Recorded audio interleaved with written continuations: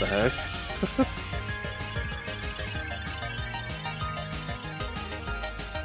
Can't hear you over music.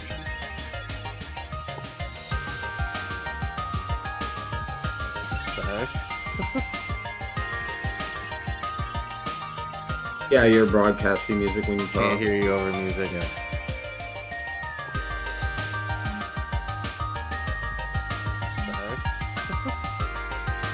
Hello? Yeah, that's a lot better. Yeah, you're broadcasting music when you talk. Can't hear you over music. Yeah.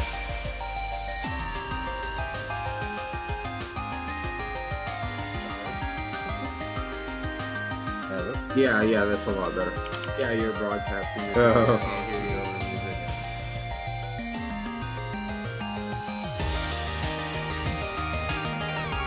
Yeah, I'll pop it open with you. Yeah, that's a Okay. lot better. Yeah, you're broadcasting.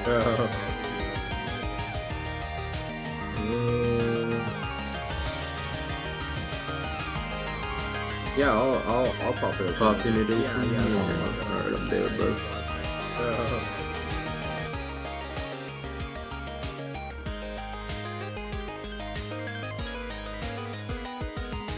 Alright, man.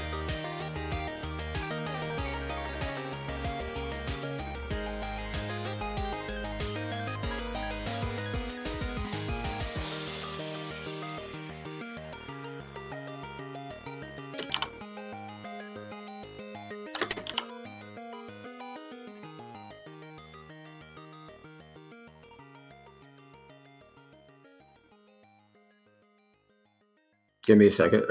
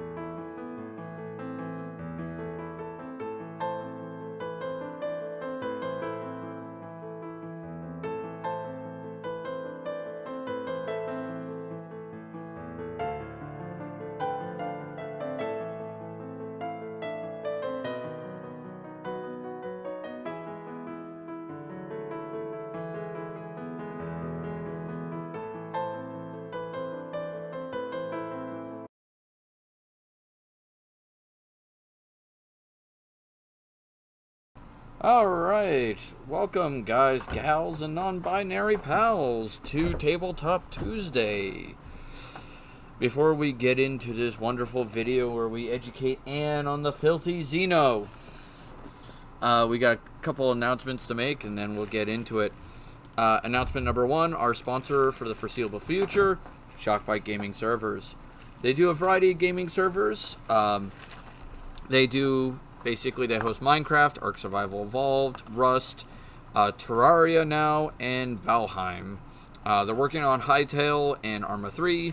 Server start as low as $2.50 a month in American dollars. So check them out. We have a link in the description on Twitch in the little doobly-doo down below. So click on that, use the little link below, and that gets us some assistance. So awesome. Other announcement is, if you wish to continue helping support us, please check us out on Patreon. The link is also down below. You can subscribe there. A few dollars a month actually helps us out. You can also donate bits. You can subscribe on Twitch. Those also assist. It really goes a long way to help building our community. Brings us, more content for you guys. And our goal is to hopefully, if we get, more funds, we can do more days of streaming, more videos, and maybe even get more interaction with you guys, get more games where we can pull more viewers in. That's kind of the goal, the idea. So, here's hoping. Alright? So, we got several projects we want to do, and we want to involve the community in them. And, that's what we need the community's assistance for. With that being said, let us continue by educating Anne. We have, last week we did the Imperium of Man, and we forgot to mention which faction she liked the best and which faction she disliked the most. Hello there, Cell. Welcome to the stream. The faction she liked the best was the same faction I liked the best, and that was the Salamanders. They were the least inhumane, I feel. And she kind of agreed with me on that one, right? They all sucked. I know they all sucked, but I mean, out of all of them... They're the only ones that seem to actually have a semblance of humanity left. Yeah, somewhat semblance. Yeah, I agree. Let's move the microphone slightly so that people can hear you a little easier. The faction she disliked the most, though, was the Assassins. I think it was the Calyxus Temple, the one that basically goes... I don't give a shit, any of them. Yeah, they're like the Assassins that go boom boom. She hated all the Assassins. Oh my god, she just did not like them. She hated every one of them. She was not a fan. Let's move this way just a hair. There we go. So I can lean back some. So she did not like the Assassins. For me, my least favorite faction was the Ultramarines. I did not like the Blueberries because they have egos the size of goddamn planets. Christ. So it was not fun. I did not care for that, and I was like, nah, man, I'm good. I'll have to check that out later. Okay, moving on. Where's my Twitch? Oh, wrong one. There it is. That's what I need. So with that being said, we are going to now check out the Xeno Factions, which are all the alien factions, and we're also going to check out the Lords of Chaos. Remember all those little Satans and extra Satans? Well, he's going to talk about those now. And they're not all that bad.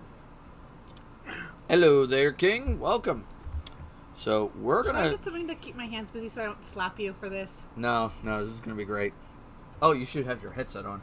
God damn it, I was hoping you'd forget. Let me go get something to keep my hands busy. Oh, god damn it. You should have gotten that from the get-go. I was eating. Okay, who's the one who just got out of an MRI today? You can fuck right off. Fair enough. Anne had to go get her back scanned. So, that was fun. Oh, I am still in Discord. Shit. I better get out of Discord. I will get into my Discord. Get into the streaming channel. There we go. Voice activity. There we go. Okay. There we go.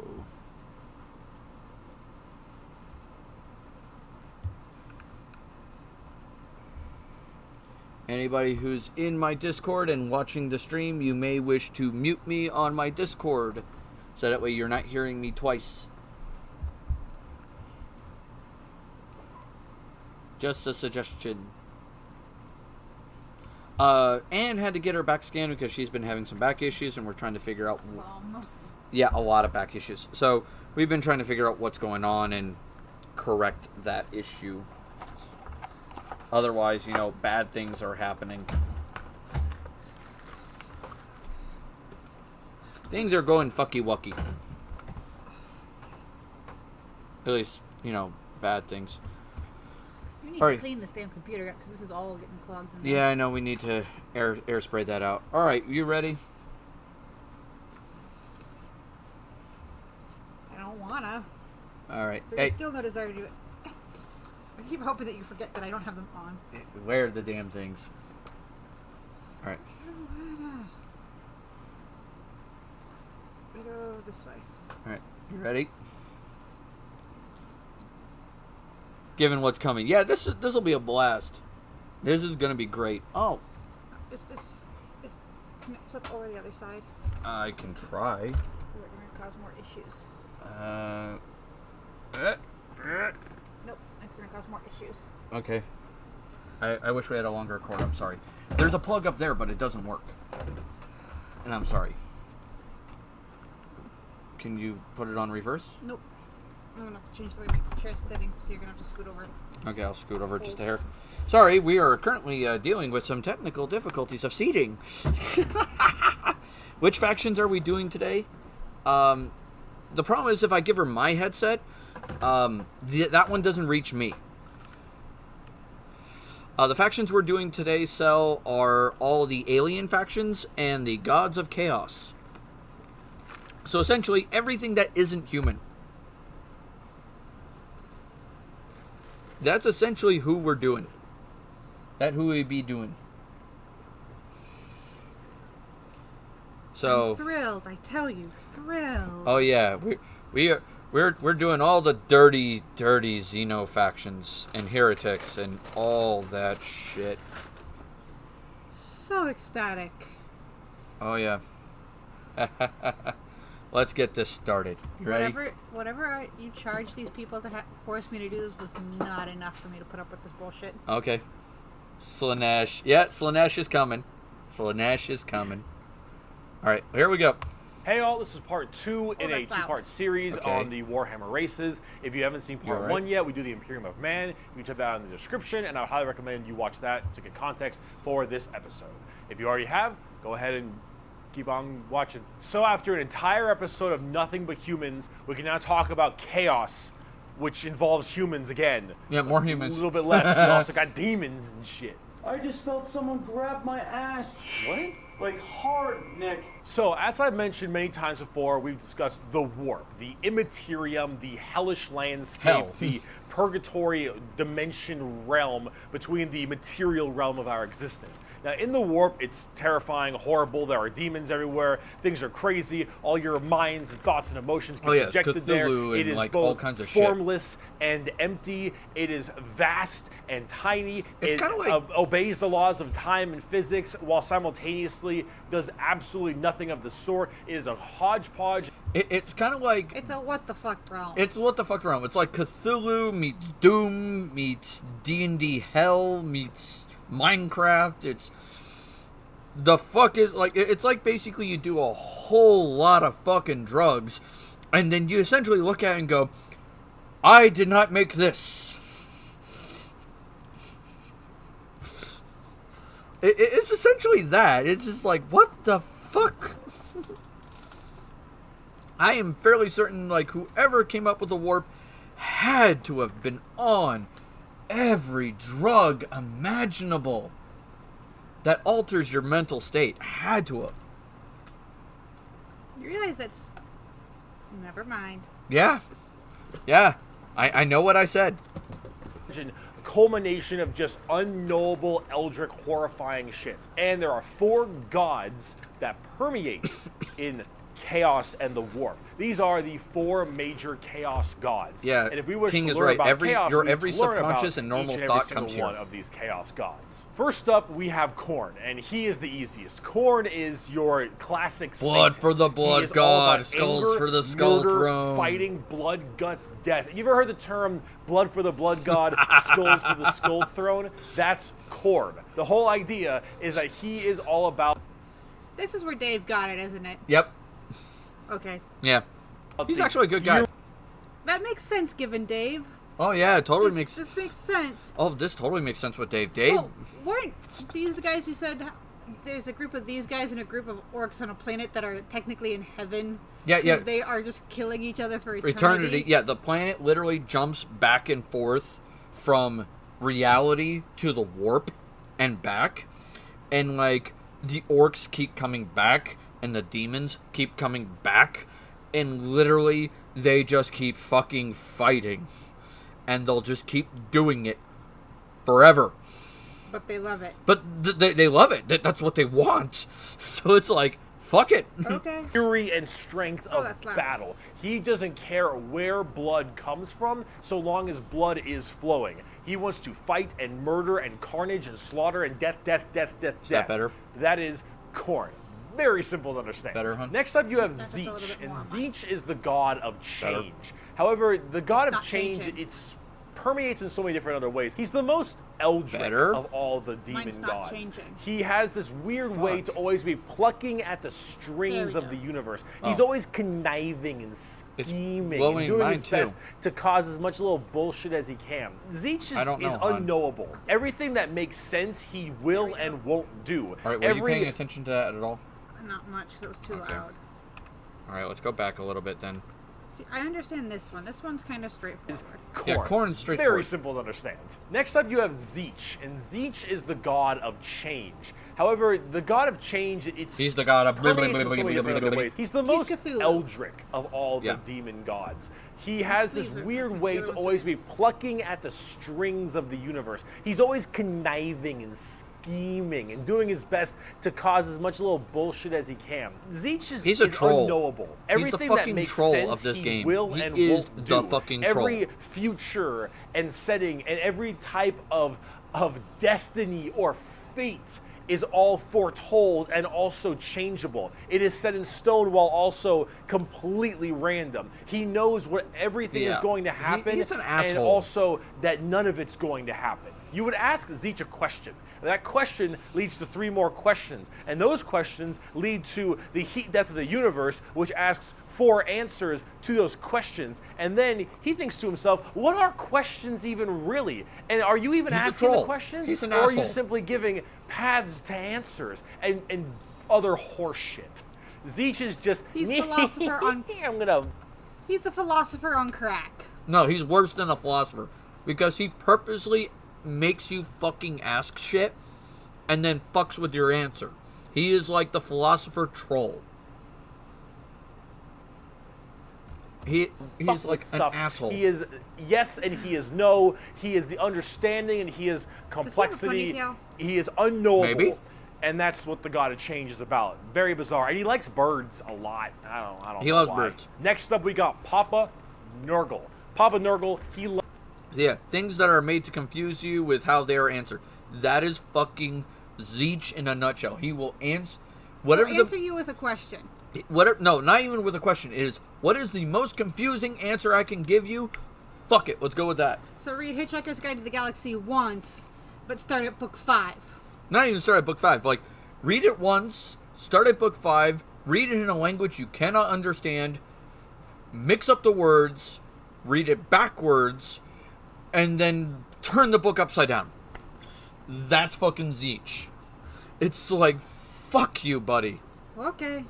loves you for who you are. Probably not. He will murder you just the same. But Papa Nurgle is loves about everybody rot, for who they are. pestilence, death, and decay. He is the end of everything. Him and Zeech do not like each other very much. Oh, no, him because and Zeech where hate Zeech each other. represents Fuck. change and adjustment, Nurgle represents stagnation and death. He is all about miasma and pestilence and large bloat and pus He's the Four Horse and Riders. organs and people just being sedentary, Oh, yeah. sloth. He is the idea that everything will rot and decay and die. Nothing He is is certain stagnation. besides decay Everything is the and same. death. All of us will end up the same way, and broken down through just sheer never-ending decomposition. So the joke that Nurgle always loves you is generally because of that, because we all end up the same. We all rot, and we all die and wither. That's Nurgle, and he's got a general theme of course, pestilence and different kinds of Bugs. diseases and Lots of sickness bugs. and things of that nature. That's generally Fuck ton of Nurgle. bugs. He's pretty easy to understand as well, and he chunk. Finally, Yeah, we he's very have the chunk. youngest of the chaos. Like, Papa Nurgle is fucking chunk, man. So he's morbidly obese plus. Oh yeah, he is. He is the chunk. Like, I get it. I'm not stupid. like fucking Corn is swole, like super swole, and Zeech is like that little thin, spindly, nerdy dude. Like you used to be. Yeah, like I used to be, and then fucking Nurgle is the chunk. And then She's the slut. Or it's the slut. Whatever. I mean, she's like the fucking porn star. It's the porn star. Fucking whatever. Slanesh is whatever gender it wants to be at the time. It changes at a fucking whim, man. Chaos He, gods, and she, that is it, Slanesh, whatever. Also known as the Prince of Pleasure or the God of Unspeakable Excess. Slanesh is generally referred to with sex. But it's not only sex, it's just that's a good avenue if you want to make stuff. It Slanesh says is just the prince, idea. but it looks like a woman. It has all the parts. Okay. It has all the parts. Okay. Slanesh was, I don't know if he goes into this too well, but Slanesh was made by the Eldar. when they literally murder fucked this guy into existence. They, like, went so into excess with fucking and killing and drugs and shit that they literally spawned this thing into existence. I'm not exaggerating. It's like, damn. I'm simplifying it, but that's how this thing came into being. Those are two phrases that should never be used together. Yeah, murder fuck. Yeah, I know, the look on her face. That says it all, my friends. Oh, yeah. But Slaanesh is all about the excess of emotion, not just sex. So it could be pleasure, pain, anguish, any kind of excess emotion. Slaanesh likes all of it, like num, give me.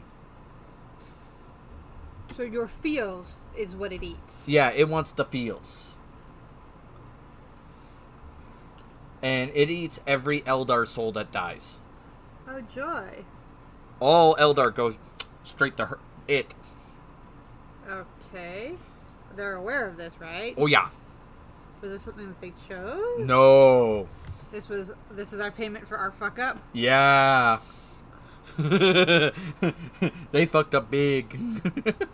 I mean, you kind of have to fuck up when you essentially make a Satan. When you birth a Satan, it's like, yeah. Even delicious foods, the joy you get from it, this thing likes it. It absorbs the joy you get from eating good food. So it's just a feel suck. Yeah. Could be worse. Yeah. Oh, trust me. Of the senses of the body being cranked to not just 11, but more like 17. See, we'll discuss Slaanesh a little bit more when we talk about the Eldar, because they done fucked up. But it, or whatever, is mainly about just the excess of emotions. And therefore, sex is generally a large part of it. However, it's mostly pain and torture. Lots of pain, torture, but sometimes sexually related or drug related. Lots of drugs. Slaanesh gets off on everything. Extremes in happiness, Lots of drugs. Extremes in sadness, extremes in pain and sadism and masochism, and of course that goes along with the sex part of it as well. It's generally referred to with sex because of the color scheme, very purple, lots of exposed genitalia. A lot of their models have like exposed nipples and stuff. And that is generally the theme you go for from the physical side, feminine. but it really embodies everything. Not Slaanesh, that's mainly one of their pain and military also models. the excessive amounts of emotion. So when it comes down to it, you'll find a lot of them have things like spikes or whips or any kind of BDSM style gear because it is unspeakable excess. The prince of pleasure. Everything in excess to the point where 2, 4, 6. There's only 6 there. Only 6. it is just Not sheer 8. frightening. That Okay. is Slaanesh in a nutshell. A little bit bizarre and a little hard. Say hi.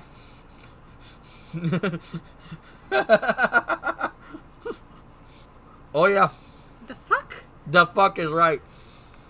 Welcome to a Slaaneshian pleasure palace. That does not look like fun.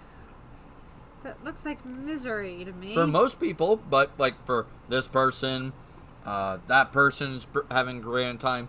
That person right there is having a grand time, like right over here. The people who are dishing out the pleasure, the pain. Who knows? Maybe this guy's really into pain and he's just having a grand old fucking time. Yeah. No. Ick. Yeah. To describe sometimes, but as we talk more about the Dark Eldar layer in this video, you'll understand it far, far better and far more than you'd want to. Now you might be thinking, why would anyone ever want to? I love to look at her face like, you'll understand it far more than you want to, and she's like, God fucking damn it! If I can't sleep tonight, neither are you. I will keep your ass awake if this shit keeps me up tonight. Okay. And you will not be allowed to game. You will just be sitting there listening to me bitch at you for this shit. Okay. Keep her up. join Chaos. They all look horrifying, screwed up. Yeah, and why just would you join frightening him? things, Well, he's about right? to explain why. Well, the thing is that, of course, one, your mind is put into the warp and the immaterium, so you can be easily swayed by chaos demons when they get into your head, especially if you're a psyker. Sometimes regiments of the less mentally strong people, whether they be civilians or, say, low-level guardsmen or conscripts, can be easily swayed by this and become chaos cultists and stuff, and they serve their dark gods and whatever god they personally prefer. However, and this might seem strange, chaos in their own right isn't necessarily evil. See, the warp is every manifestation of emotion and being, every soul, everything of existence. This includes all the good things. All the different chaos gods have another side to their coin. Khorne might be death, murder, slaughter, slaughter, but he's also got this weird sense of survival of the fittest, trial by combat, and honor. Khorne will never lie to you. Khorne will never stab you in the back. Khorne isn't about conniving and scheming. Khorne is about straight up mano, you versus me, get in the ring, we're gonna murder each other hard right now. Surprising for a demon. Yeah, no, he's really fucking honorable. He's like, let's go, bro. Like, he'll throw up the bro hands. It's like, let's go. Okay. It's one of the reasons why, Dave respects him so much. Like, because Dave... He's an honorable demon. Yeah, he's an honorable demon, but he's very much like, let's fucking kill everyone. We're just gonna fucking tell everyone, we're killing you all. So, an honest demon. Yeah. That's a weird combination, but okay. Yeah, oh yeah. Let's wait for the others. Here we go. May not be a good thing at the end of the He day, has to have a but it ponytail. is that other side of But the the way coin. his Him and hair Zeech sits. generally don't get along because Zeech is that conniving schemer, but he's also about the idea of hope. Where there is change for your predicament. There is change for your problem. The hope of the galaxy, the ability to bend the world to your will, the idea that your fate is not set in stone, but in reality that you control your own destiny and can control it whenever he's you the want. trickster, The but also the changer of hopeful ways. one. Yeah. That is Zeech. That's And of not course, that bad. Zeech and Yeah. Nurgle See, hate each other. so, like, every Chaos God is really bad in some ways, but they're also good in others. You can see why some people actually go, with the crazy shit we're dealing with the Imperium and how asshole they are. I can understand why people would turn to the Chaos Gods. Yeah, maybe It's very obvious to see why people would go to the Chaos Gods. maybe these guys, that are like flaying people's skin off, maybe aren't that bad. Given the way the Imperium behaves, I kind of understand. I mean, fuck it. We have the Inquisition over there that are like, fucking nailing people to like. I know, just continue. Fuck, man. Further, because while Nurgle does represent stagnation, death, and decay, he also represents finality and ending. The fact that you can be mentally at peace knowing that you will end and how you will end. Fear of the unknown, fear of change is not present with Nurgle. With Nurgle, everything will rot and die, and that provides that finality, that ability that this is over. We are all the same, and we will all end the same. We know the meaning of life. The meaning of life is to live and die and rot. And with that, it brings peace of mind. Slaanesh is a lot more simple. While they are I love how they excess keep putting of like little special emotion, bars they are over her also the because like, please don't fucking like representation demonetize of us. Slaanesh embodies happiness. Slaanesh embodies excitement and joy and pleasure, not only in the sense of the physical, bam style of pleasure, but also everything else like food and drink and air on your cheek and sunlight, the feeling, emotion and feeling. Yeah, and foot all rubs. of that is also Like foot represented rubs. with Slaanesh. So you have to ask, why are they always represented as super evil? Okay, so knowing what you know of the Chaos Gods, if you had to pick one, who would you pick? Because I know there's a couple people in chat right now who are definitely wondering that question. I don't know. Let me think about that. It's going to take a bit. Because a couple of them are... They aren't... They all have downsides and upsides. They all have downsides, but they aren't entirely evil. It's not... Okay, let's be brutally honest. 99% of the Imperium man is fucking evil. Oh yeah, no, everybody's evil in this world. But like some But of they them... don't have upsides. Like, most of the Imperium of Man did not have an upside. Not really much of an upside. So, like, These guys kind of have upsides. for me, my two factions I love to death in the Chaos are definitely Khorne and Papa Nurgle. Like You would. Mister, I had temper anger problems for years. no, like I love Khorne's little like, fully honorable respect thing, and that he's always like, let's not lie, let's go, boom, do this, and then Nurgle for me because it was like there's that whole comfort in the finality and respect and stuff. Yeah, I see that. So that's why I like Nurgle. Cells like Slaanesh and Tzeentch. Yeah, I could see that. I could see that being a good combo there. Like the enjoying of emotion and having that hope of a better future and shit. That's a good combo. Evil skulls and spikes on everything and want to murder everybody. I don't really got an answer for you on that one. My assumption is that because mentally humans may think worse thoughts even if we don't act on them, and therefore they're projected in the warp more. That one's a little bit weird. I don't know. This is I would agree with that. right like, now. we all have really bad thoughts. You need a super bad guy. You already We got all the have Imperium of twisted Man. You need somebody to be a ideas. little bit worse than them. So you got demons. Honestly, who cares? I just want to buy like a bird magician. Look at him.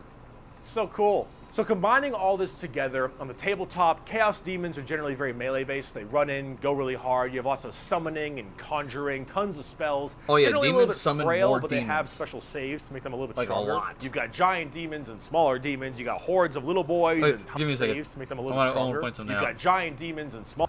I love. It's actually kind of cute. It's like, "Ah!"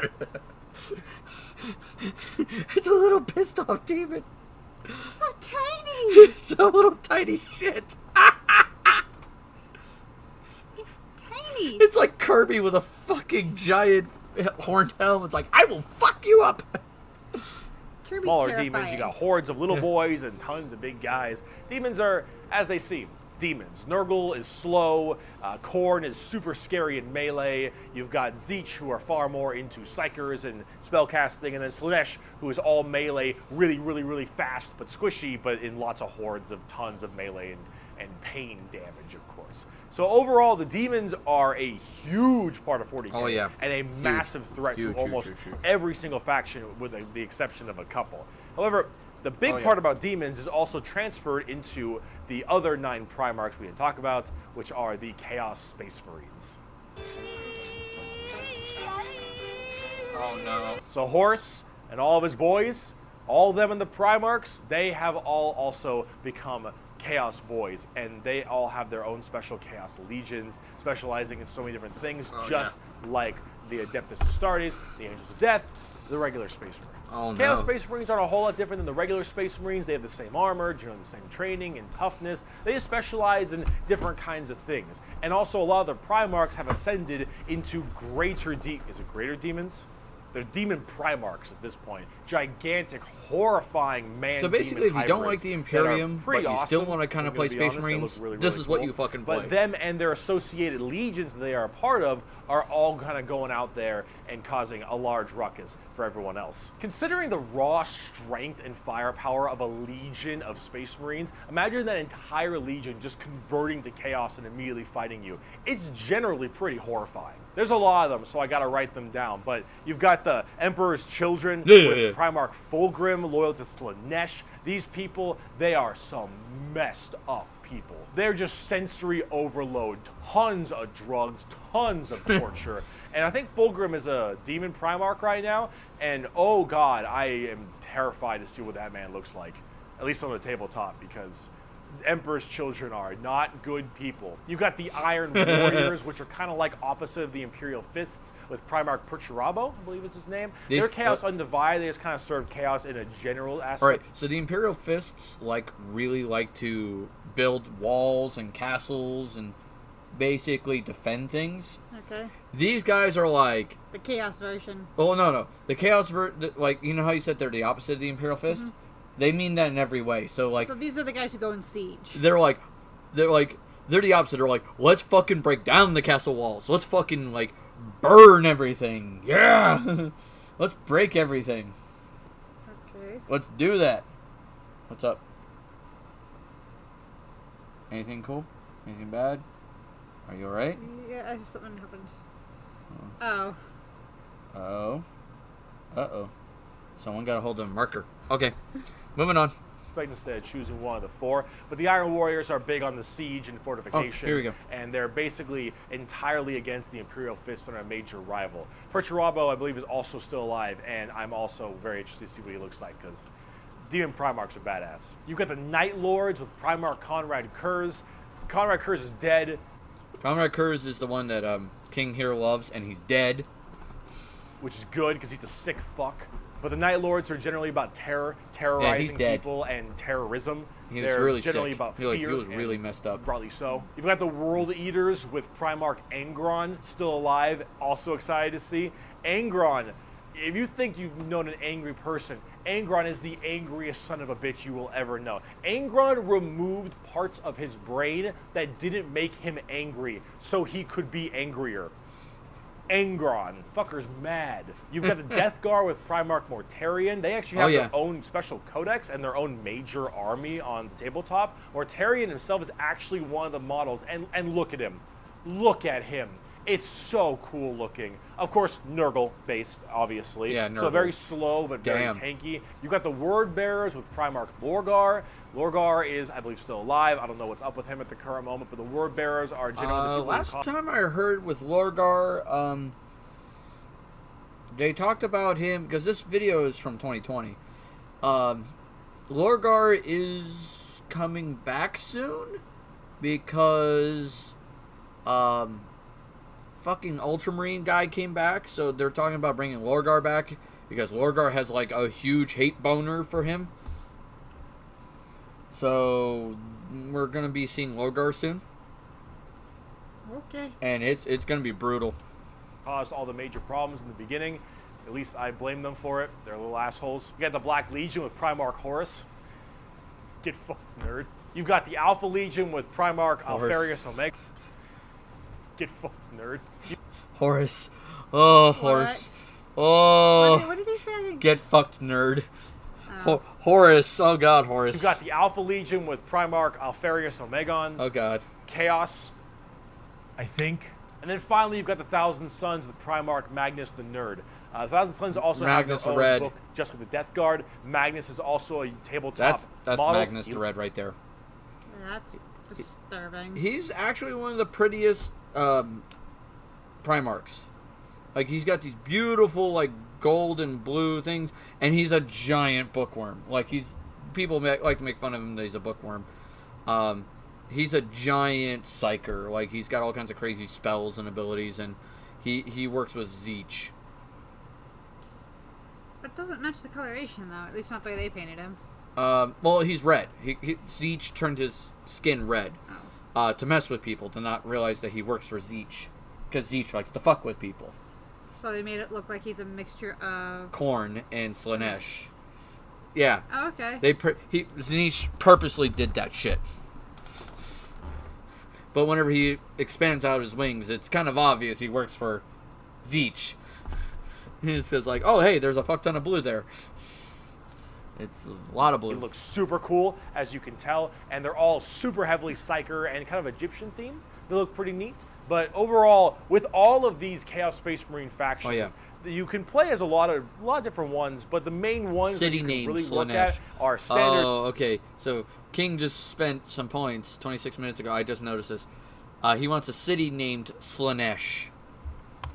Space We'll have Marines, to Chaos Space arrange that at Marines, some as point. well as the Death Guard and Thousand Sons, as they are the most fleshed out, especially on the God. tabletop at least. See this right here? This is a really good way to describe the Chaos Space Marines. What the thick-headed fools with their broken corpse of an emperor fail to understand is that not only can they never defeat us, but they cannot hide or flee or shield themselves from the triumph of chaos. They are finite and we are unbound, undivided. They must not err, or they shall fall to heresy.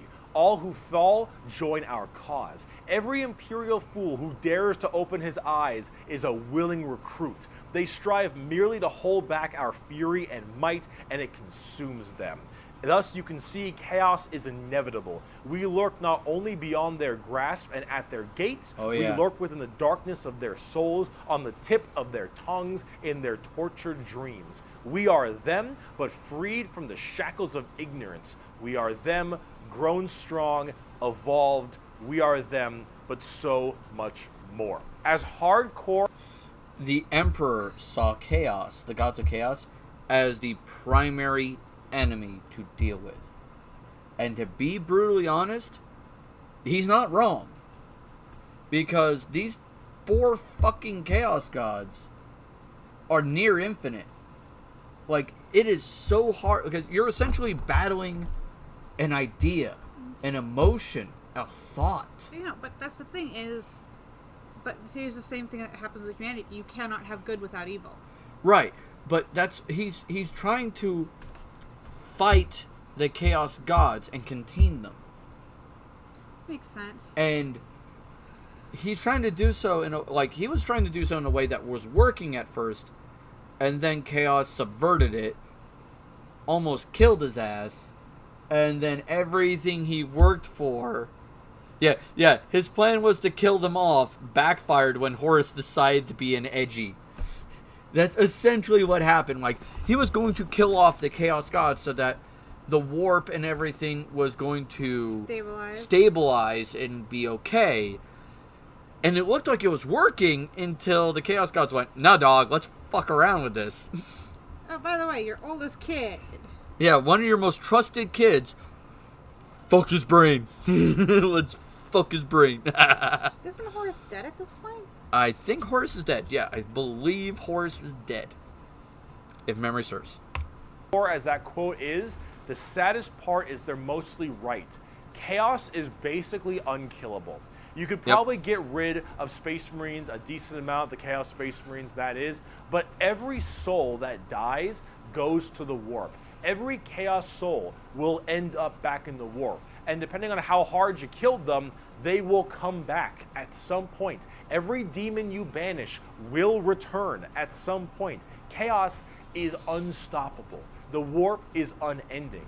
And while maybe there is at some point some way to stop them somehow, the resources to do so, the requirements to do so, are so far beyond the reaches of man and the other races at the current moment that really it's just an unstoppable force that just keeps on coming and is just barely being slowed. Chaos is by far the biggest threat. They are without number. Oh, yeah. Their legions are everywhere, and yeah, they're pretty scary. So, I promise, we're done with humans now. Let's talk about some Xenos. So let's talk about the Eldar, or also known as the Eldari, which are a super hyper-specialized and very technologically advanced race of, well, elf people. They were, as well, responsible for the creation of Slanesh, the newest demon god. How'd they do that? Debauchery on a world-ending scale. See, back in the day, it was... Now, for some people who may not be in the know, Blizzard kind of took StarCraft's races from Warhammer 40k. So, the Terran race is based off of the Imperium of Man. The Tyranids basically became the Zerg, which we'll learn about the Tyranids later. Alright, so the Zerg are based off of the Tyranids, and the Protoss are based off of these Eldari. So, this will give you an idea. It was just Khorne, Tzeentch, and Nurgle. And the Eldar are very, very ancient. Millions of years. These Eldar, however, have a bit of a sensory problem. You know, every kind of pain or feeling that you have is a little bit amplified compared to the normal. However, with Eldar, as their race advanced so excessively, they became so self-reliant, and everything became so easy. There was no requirement for food production anymore. There was no shortages. Everything was basically done. Everyone was so comfortable. And that comfort breeded this weird sedation. And that sedation breeded the requirement for more and more debauchery. Debauchery! Debauchery! debauchery! When everything you have can be so easily acquired, you will That's end a up down War this Titan road of pure It's debauchery. hideous. All of the senses the Eldar had that were so powerful, That's a things like doctor. feeling, happiness, Sort of. sadness, and just evil and good, all needed to be satisfied doctor. and satiated. And the desire to satiate these senses grew more and more with worse and worse debauchery. It started off with things like sex and I love drugs his becoming feet. so much more rampant because these are the first things you generally turn to when requirements for living are so easily accessible. It would get to the point that made Sander Cohen in BioShock look sane. All right, this is the kind of debauchery it led to. It was constantly satisfying and satiating these sexual and sadistic or masochistic fantasies that only elevated and elevated. And this was species-wide. Oh, People Jesus. started going down darker, more depraved, and more violent paths as time went on. However, some people didn't entirely take to that. Some of the Eldar were looking at this depraved species that they had become and said, no thanks for me, dog, I'm good. And they bailed. These are the Craft World Eldar.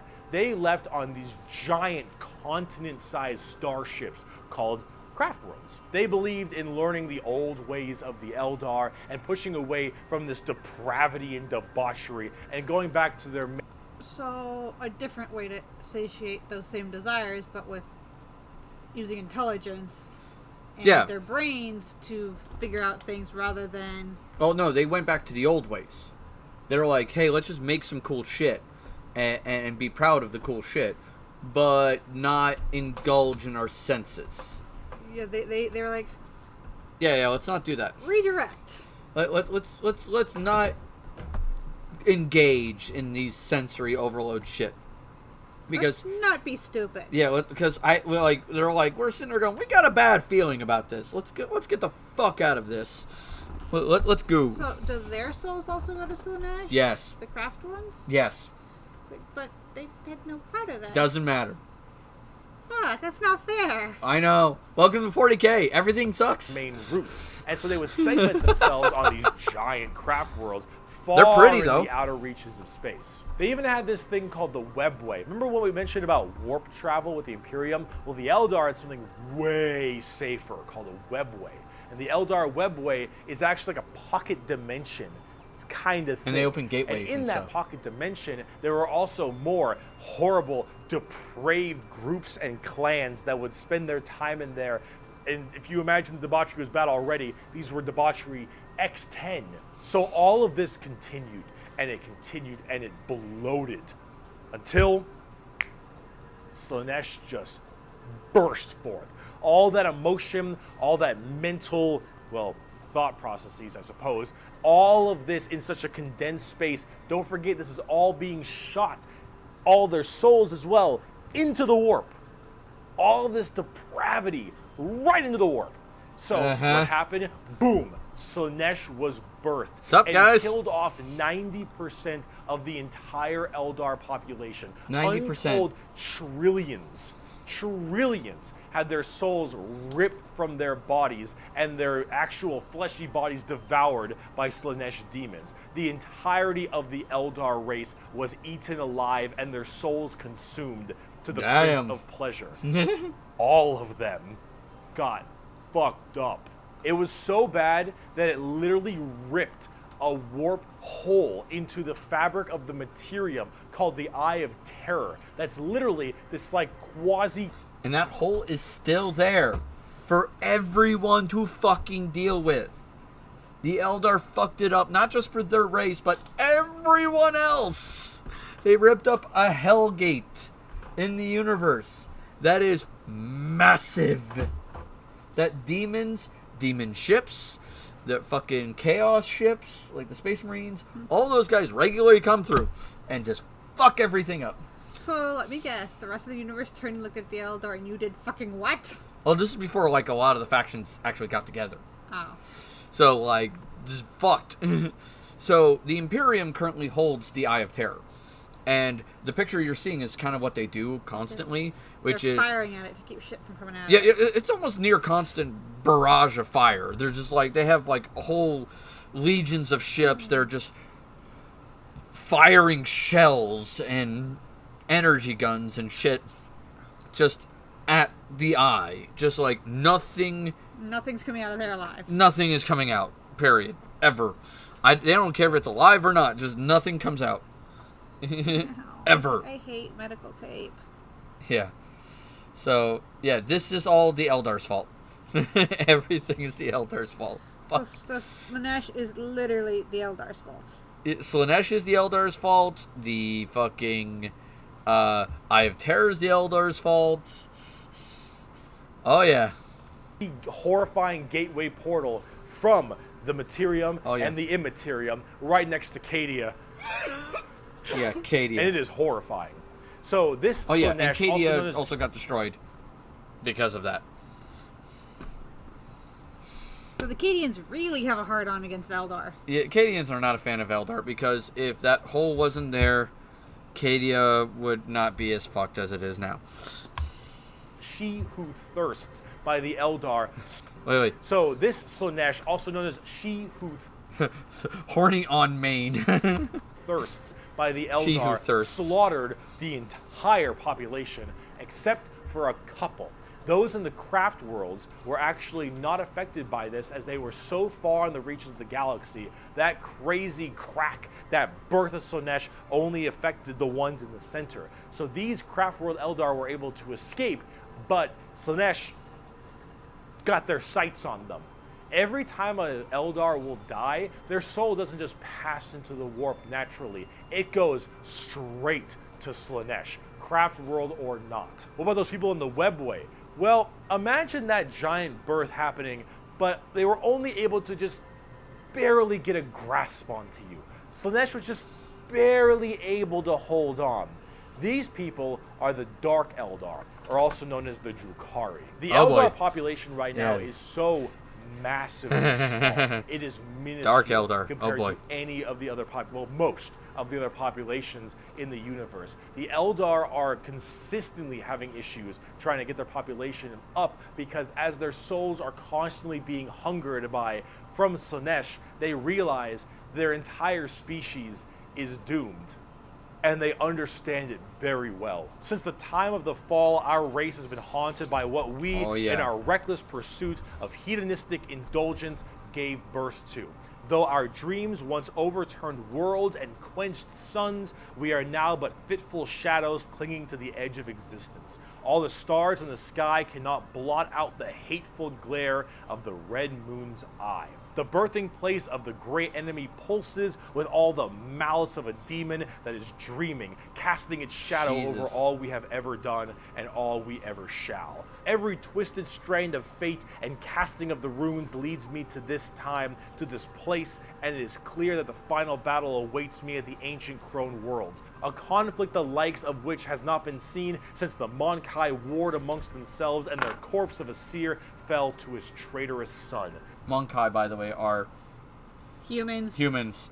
They can't say monkey because that's, offensive, so they came up with a semi-derogatory term. And all my steps lead towards it, no matter that I walk other paths. I see the stars stained red with the blood of the Mon-Kai, and though their wars do not concern me, I would gladly let them destroy one another.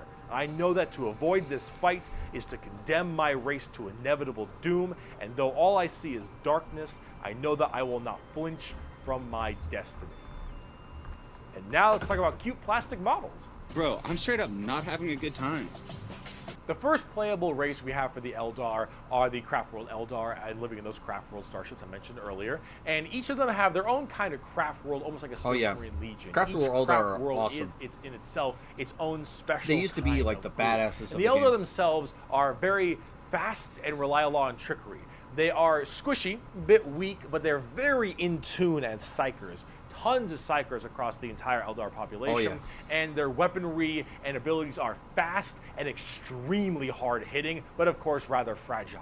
Understanding an Eldar's brain is an exercise in futility. They are all over the place in confusion and trickery on a whole galactic scale. They fight weird, they think weirder, and Eldar in their own right really rely on this to keep their species alive. They need to think about deception and the strangeness of what they do if they truly want to not be immediately murdered and slaughtered wholesale thanks to their entirely small population. However, I must say that it seems like their population is getting slightly better. These craft worlds hold millions upon millions of people. And as they continually, reproduce and have their craft worlds expand, losing a few people in battle, while hurts a lot, they aren't really losing what's extremely precious to them. It's not like every single death means the death of their species. It seems like they're kind of on the upturn a little bit.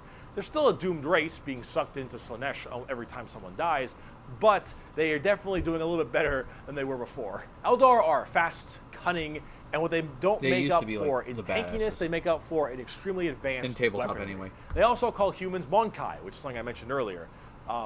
That is a derogatory slur for humans in the Warhammer world. Why is it called Monkai? Well, it's because you can't, in your game, call people monkeys. On the tabletop, exactly what I said. Not very tanky, generally pretty squishy. Not a fan hit of that like yellow. Trucks and move at Mach 5. Fast, hit hard, die fast. Exactly how it sounds. They've been good for a very long time, too. We bring only death and leave only carry-on. It is a message even a human can understand. Eldar. So, Drukhari. Let's talk about the Dark Eldar. On today's episode of How Fucked Up Is Fucked Up, that's fucked up. So, those people I mentioned in the webway, in the super deranged cults and the depraved people of the Eldar, oh boy. in the webway, they didn't quite get the a BDM hold I on wants to be. So that's like no, has them, you but don't, has them don't, on, dude. like, by the pinky Don't go finger. here. And they're slowly being consumed by Slaanesh, but they found out they can stave her off by doing Slaanesh things. The Dark Eldar are by far the worst, most horrifying, disgusting, depraved, and brutal race in all of Warhammer 40k.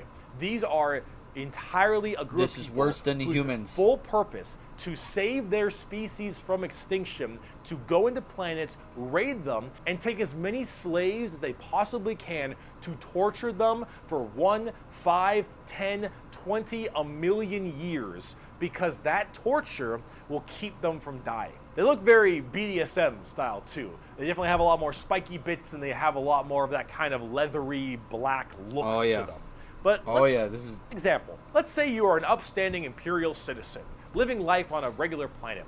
You get invaded by the Necrons.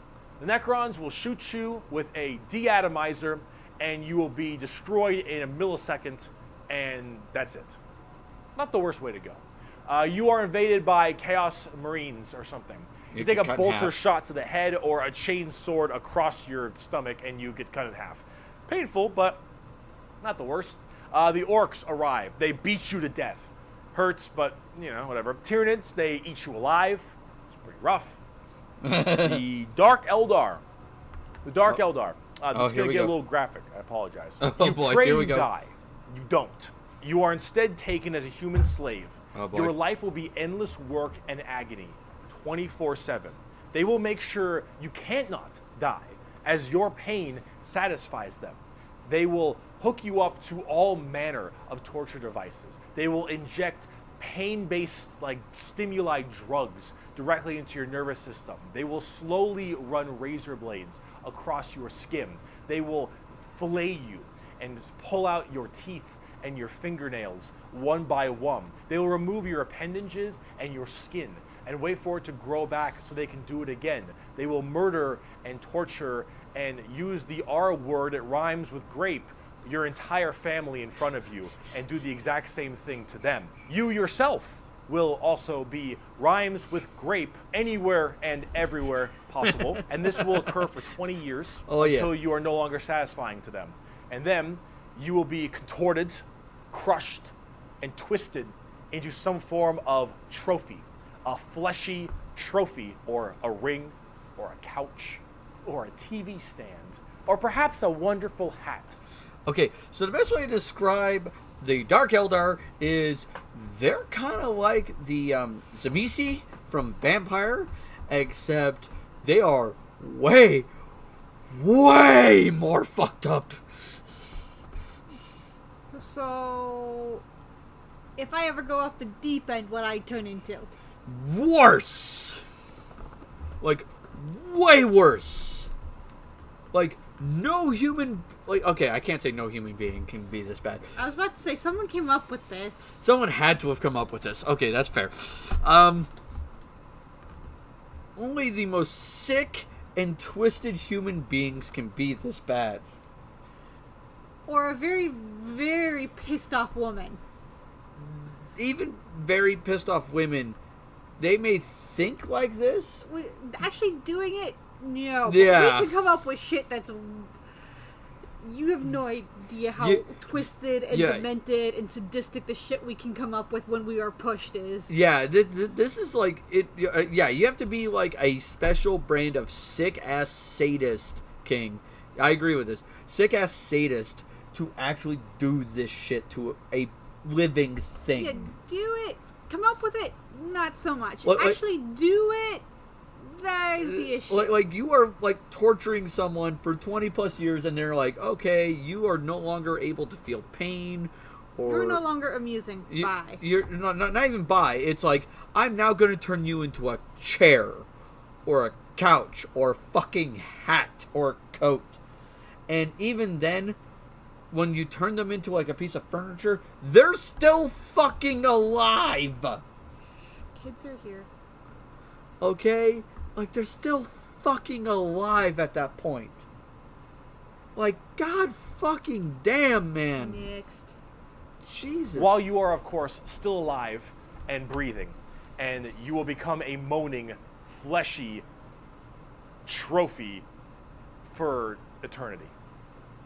And that is what happens when you are taken by the Dark Eldar. They are the most depraved, most horrifying race in all of 40k. So this is the... Every family keeps a set of suicide pills to hand. If these people show up, everybody takes them. Yeah, essentially. Yeah, you eat a bullet. Like, if you're going to get captured by these guys, just eat the bullet. They look the part, and they do it so they all don't die. They are literally forced to do this, because if they don't, Slaanesh's grip will get harder, and they will have their souls pulled away. So long as they keep doing this, Slaanesh is like, you're doing good, man. You're doing solid. You keep that shit up, you elf-eared bastards. That's the Dark Eldar. That's the Drukhari. They are horrible. On the tabletop, they're actually kind of like Eldar, but more extreme. They are even squishier than the Eldar, but they hit generally even harder. Fast attacks, skirmishers, really quick, speedy, like get around them, do a lot of damage, get away kind of stuff. Yeah. That's mostly the Dark Eldar. Look up the definition of grim dark in a dictionary. You'll find a picture of the Dark Eldar. And Sev from Public Commando. A quote from Mr. Vecht. We are the lords of despair, masters of terror. Dread and agony are our meat and wine, and they are plentiful indeed. They're fucked up people. Dark Eldar. Let's talk about the Harlequins. Clowns. What's the matter, Andy? Don't you want to have some fun? The Harlequins are a bizarre race. Oh my of Eldar. god, these They're guys. demonic clown performers. They're like a weird mix of Sander Cohen from BioShock and Jin from League of Legends, but in a more clown theme. They're artists of death and perfecters of their craft. They do not belong to Craft Worlds or any of the weird Drukhari people. They guard these guys something aren't called the bad. Black They're horrible, Library, but they're not which is great. this giant tome of never-ending knowledge deep in the heart of the Eldar Webway, and also guarded by their god named Kegorok, I believe is.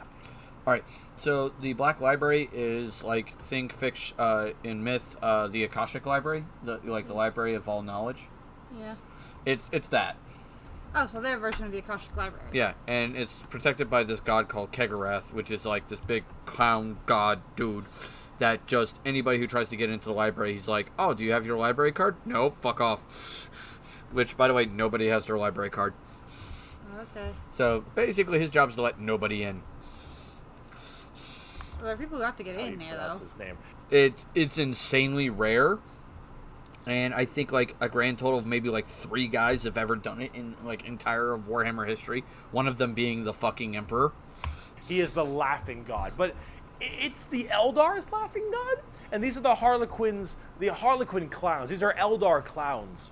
Okay, So imagine the things that an Like, not even Eldar, Chaos Gods have gotten in these here. depraved individuals, would find funny.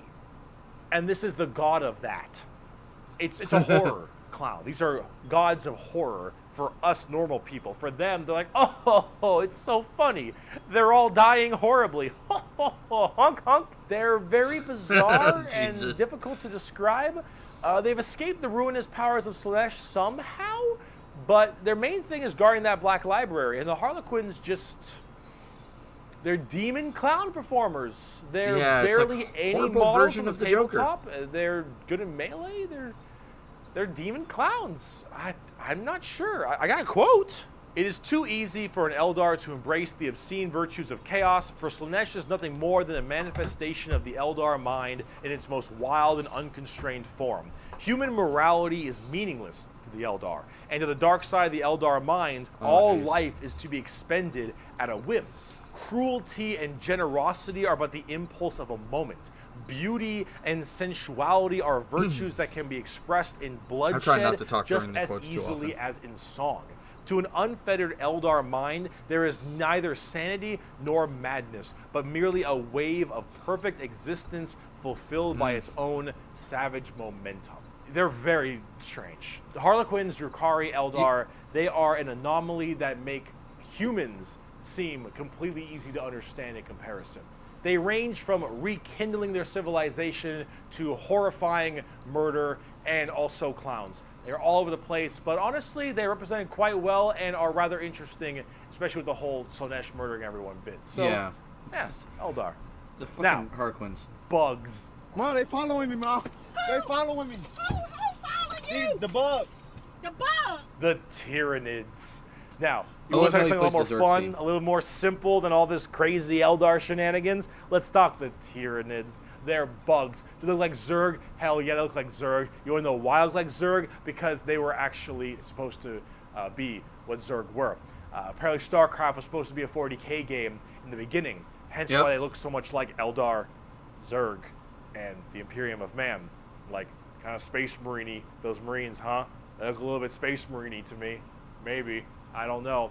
You really fucked up on that one, Games Workshop, didn't ya? Tyranids are a giant infestation of unfathomable proportions. These are giant, extremely bio-advanced hive mind organisms. You know what? This is one group that I'm kind of interested to hear your thoughts on, because you are a biologist. It's bugs. Yeah, but They're carrion bugs. they're worse than that. Like, They're bot flies. They're equivalent of oversized bot flies. no. These things like do crazy shit with genetics. That are basically all about absorbing as much biomass as they possibly can to evolve and mutate to be extremely potent and powerful and kill and eat anything in their path. They are probably the least evil faction in all of 40k because all they want to do is eat shit. They want to nom nom the entire galaxy. They hangry and we food. Also, this Tyranid hive mind has a presence in the warp. In fact, Tyranids in their own right Yeah, have a we're massive cheeseburgers. presence in the warp. They have a thing called the Shadow in the warp specifically, where when they are coming in to invade a planet, they have this weird ability to kind of cut off the warp on all the psychers on that planet. So basically, when they get close to a planet and like all the psychic people, the psychic people just can't do their shit anymore. They kind of lose their fucking minds because the hive mind is so overwhelmingly powerful. It's just like, whoa! It's a wall. They pretty much build up a psychic wall. I wouldn't even say psychic wall. It's more like drowning out the area with just noise. Because So like if noise cannon. yeah, it's kind of like a noise cannon. Because like if it was just a wall, the psychers could still do things on the planet. Like when they're on the psychers on the planet, just can't do anything. Like they just fall down and like, and they just hit the ground. And they just, So literally, they go insane. It's an overwhelming white noise. Yeah, it's overwhelming white noise. It's crazy. They lose their shit, and it does not fucking go well. Yeah. Planet. And how do you get help across the stars? Well, you need the warp because you need that for interstellar travel. So with people also need for unable interstellar to call communication. for help from the Tyranids, these are just easy pickings. And an entire giant Tyranid hive fleet comes out of orbit and just will massacre, absorbing all that biomass and turning them and all of their other Tyranids into even more advanced monsters. They come in so... The other thing that he I don't think he mentioned, Tyranids can't do faster than light travel. Okay. They can't do it. Every other faction gets faster than light travel. Tyranids don't.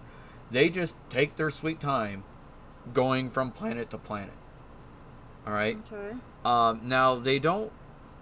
Their version... The closest thing they got to faster than light travel is essentially taking their bioships and just throwing them faster than light. Like, so they don't really care about inertia and relativity and stuff, because all their bioships is just one giant mass of meat and liquid. Okay. So it's not like they have a bunch of little smaller creatures inside and just go, oh, all the creatures inside can survive, the inertia. It's fuck it, everything's dead. No, it's like everything is just meat and liquid. So who cares? Until it hits the planet. And it's usually hitting the planet going like really fast. It's just like, fuck you. Okay. But if someone notices them going towards a planet, if they can get there faster than the Tyranids, you can reinforce a planet. So, but the thing that would work against these guys then are the blanks. The Sisters of Silence. Yeah, the blanks could be helpful, but there's not enough of them compared to, like, if you see this picture, for instance, there's a fuck ton of bugs. So many varieties, too, all based on what is important. Tiny little ripper swarms for scouting and having little dudes eat people up, to the Hormigons, Termagants, and Gene Stealers, all the way to the Hive Guard and the Exocrines and the Swarm Lord, to Hive Tyrants and their giant battle fleets, and even something as crazy as the Hierophant Bio Titan. The Tyranids come in all forms and sizes depending on what... That bugger right there is the size of a skyscraper. How? It is big. That doesn't work if you have an exoskeleton. It, There's a max size you can be with an exoskeleton. I know. Look at lobsters. They die because most lobsters don't die from old age. They die because they get too big and they can no longer move properly. Oh yeah. They grow new bugs that makes things hard, and then there's the unending numbers. Yeah, that's the thing. Anytime one of these bugs die, they eat the bug that dies, bring in the biomass, and make more bugs. So this is when glassing a planet is useful. Yeah, it's like, this is when Exterminatus is like, maybe not a bad idea. It's like, fuck it. Now, you can wipe out the Tyranids once they hit a planet, if you can contain them and kind of just annihilate the area. Okay, so you're on X continent. That continent's now gone.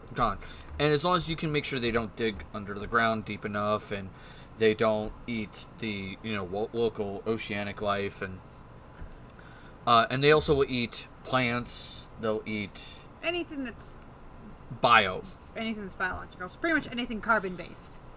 But it has to be biological. Most biological life is carbon based. Not all biological life is carbon based, but most. Yeah, it has to be biological in some form. Yeah. What they require. They are extremely good at anti-biological weaponry. There is no way you can plague them or blight them. They have extremely strong armor, carapaces and such. Tyranids are nigh perfect organisms and are pretty spooky when it comes down to how they handle they can all also their genetic infect material. cities. Keep feeding them, they'll keep evolving. They keep on creating new horrifying organisms to spread across the galaxy. And you want to know what the most terrifying part of the Tyranids is? We might be surrounded. There have been around 6 or 7 Tyranid hive fleets. Behemoth, Kronos, all these different kinds of hive fleets. And they've all arrived in the galaxy from different points, different sections of the Milky Way galaxy. Yeah, they're from outside the galaxy coming in. And they all, like, one came from up here, one came from down here, a couple came from, like, these directions, one came from, like, this direction. So they're So they're munching inwards. Yeah, they all came from outside the galaxy and worked their way in. So they may have eaten everything else in the universe. Yeah, and just we're the last bit. And it is a theory that the Astronomicon that the Emperor is has attracted them. It is such a bright beacon of light that is essentially attract the moths to the light. Essentially. Makes sense. But they literally... Okay, they aren't evil. No, they're just really hungry. They're bugs. They're literally a bug race that's just food. They're food motivated. Yep, they're very food motivated. It's like a toddler. Not technically evil, but very food motivated. Yeah, very food motivated. That's why he said they're the least evil race in this whole universe. Technically, they aren't even evil, because literally, you're food. Yeah, you're food. Yeah, it's the food. Have had different Tyranids come through. And they're all different. And that is horrifying. Each Hive Fleet, by the way, has had a different color scheme. And while they have shared some information... They're different. They've been different enough that it's not been perfect. They're all different. They're all noticeably different. Yeah. The information sharing has not been perfect, so they have noticed that there is a hive mind. But the hive mind information sharing has not been perfect. It's like any sort of hive mind. It's lost in translation. Yeah, there's some information lost in translation, and the genetic information is lost. Like they can't take traits from this group. Can't take traits from this group. Yeah, they can unless they meet up. Unless they meet up, that's true, and they mimic each other. They can mimic what the other does, but it can't mimic the trait exactly. It could sort of pseudo make it look the same, but not have the exact behavior of that. So they'd be like, hey, they ate this one Space Marine group, and now suddenly they have this big honkin', Tyranid group. But the next Hive Fleet that comes in can't mimic that exact gene trait, but they can make... They can make big honkin' Tyranids, but they can't make honkin' Tyranids like that. Like that, yeah. It won't have quite the same amount of armor. It won't have the same amount of armor. It won't have... What? Chaos soldiers. Oh yeah, the Chaos Marines? No, just the demons. Oh, just the demons. See, the problem with the Chaos Demons is if it eats the Chaos Demons, the demons go back to the warp. It leaves nothing behind for the Tyranids to eat. But they don't have to kill them. So they can take chunks out of them while they're alive. Well, that's the problem. When you take a chunk out of a demon, it... Yeah, okay. Well, then still think about the Dark Eldar. It can eat Dark Eldar. Dark Eldar is one thing. The different Chaos Marines. It can eat the Chaos Marines. Which means they're also now getting the different powers from warp issues, and they're already warp weird. Yeah, they're already warp weird. They can get some things, but they can also infect... and you can get the Hive Fleets to actually fight each other, too. The Hive Fleets don't always get along. That makes sense. They're like siblings. They don't always play nice. Yeah. Or put a bunch of scorpions in a tank together. Right. That's going to happen. The other thing that the Tyranids can do is they can infect sentient races and create what's called... what are they called? I'm trying to remember. Gene stealer cults. You mentioned... I heard that. Yeah, these guys are just basically... They kind of are similar to Tyranids, but they still have a lot of their sentience still. But they still worship the hive mind. It's weird.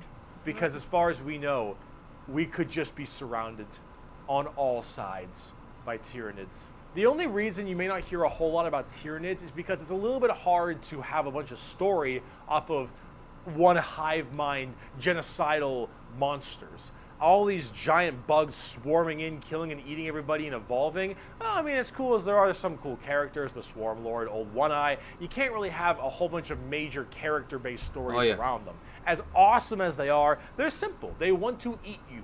They want to eat you and absorb your biomass. They are simple bugs. If you want something a little more complex, talk gene stealer cults. I can have all the pot I want, I get around faster than walking, and wherever I need a seat, I can just sit on my balls. Gene stealer cults are a special brand of Tyranid that can slowly infect themselves into different kinds of society. And by infecting them, they can rise up to where they all pray and believe in these regular humans, pray and believe into their Tyranid hive mind gods. And these brood lords, and I think they're called patriarchs, all can turn an entire world all based into gene stealers. And these are called gene stealer cults. An entire hive world of the Imperium can be turned into nothing but servants to the Tyranid masters just by infecting them and screwing with their genetic code a little bit. They also have this cool like Mad Max look, which is really neat. They are definitely one of the bigger threats to the Imperium besides... So it's not... There's funguses that can do that. Yep. That take over things and make your brain... cortisoid funguses. You see it in a lot of bugs where they infect their brain and make them go up higher. It's like stupid things. It's likely the Tyranids ran into something like that, absorbed it into their biomass, and just literally ran with it. Ooh, brain control. Yeah. Like there are different worms that can do it. That they do it to slugs, so the birds eat Oh them. yeah. Because the they make slugs and snails just hosts to be eaten by the birds because their primary host is the bird. It's all kinds of stuff. Oh yeah. They probably ran into some sort of fungus or animal or something on the multitude of worlds that exist in 40k and ate it and absorbed it into their biomass and went, hey, this is a neat trick. Let's fucking use this. But it's literally, It's chaos. I keep saying biggest threat to the Imperium. They're up there, though, because you, dingus, stepped on a bug in middle school. Asshole. There is a cancer eating at the Imperium. With each decade, it advances deeper, leaving drained, we'll get dead to the orcs worlds soon. in its wake. We'll this get to horror, the orcs. This abomination has thought and purpose that functions on an unimaginable We got another galactic 20 scale. minutes. And all we can do is to try to stop the swarms of bioengineered monsters it unleashes upon us by instinct. We have given the horror a name to salvage our fears. We call it the Tyranid race.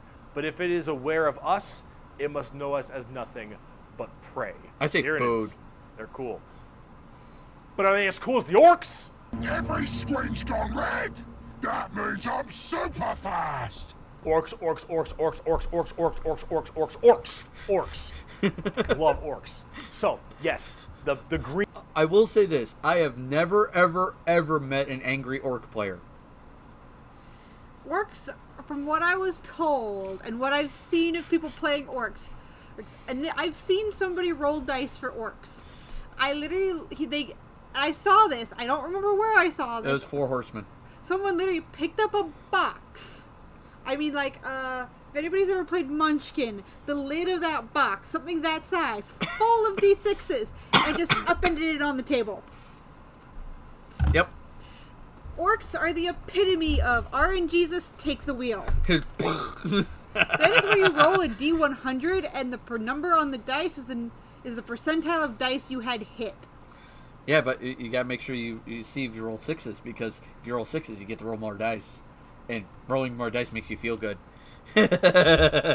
Green monsters, the green tide, the green skins.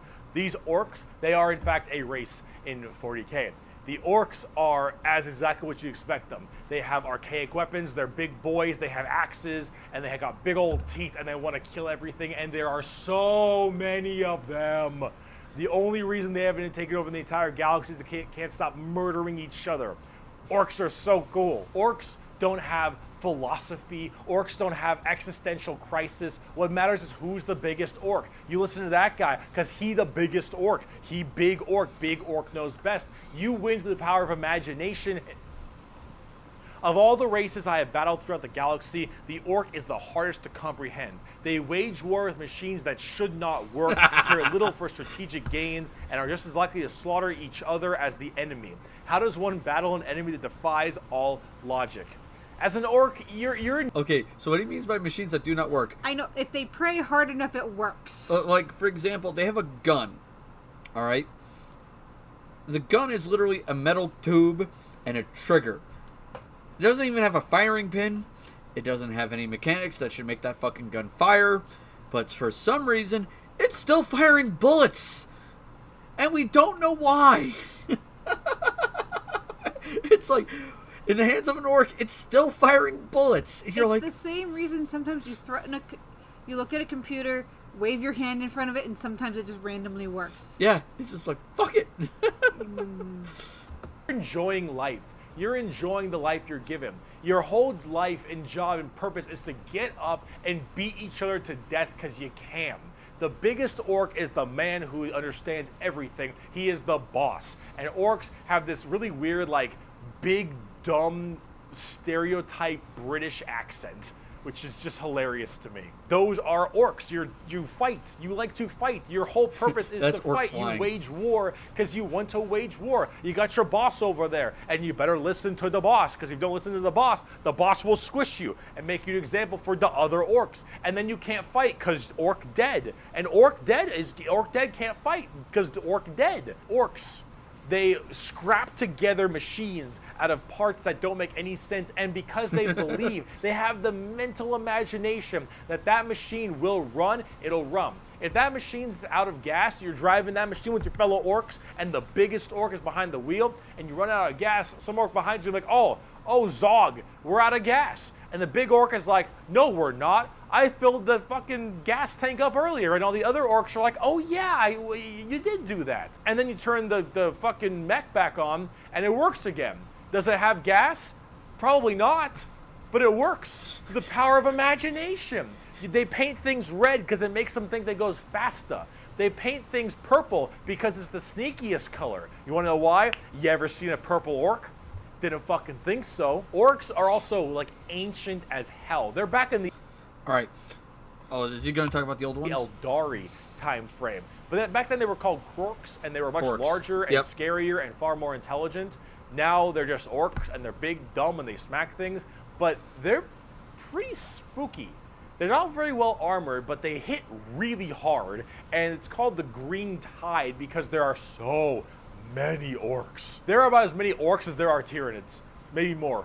Who knows? But they keep on, murdering each other, so it's not too bad of an issue. Orcs are entirely comic relief. Alright, so how orcs reproduce? They are fungus. Every time you kill an orc, or an orc essentially farts, they produce more orcs by releasing a green cloud. They're fungus. Yeah, they release spores. Spore cloud. So, once they're on a planet, the planet's fucked. Yeah. You can never remove them. Yeah, you'll never get rid of the orcs. They're there forever. And orcs don't have a gender. They are just orcs.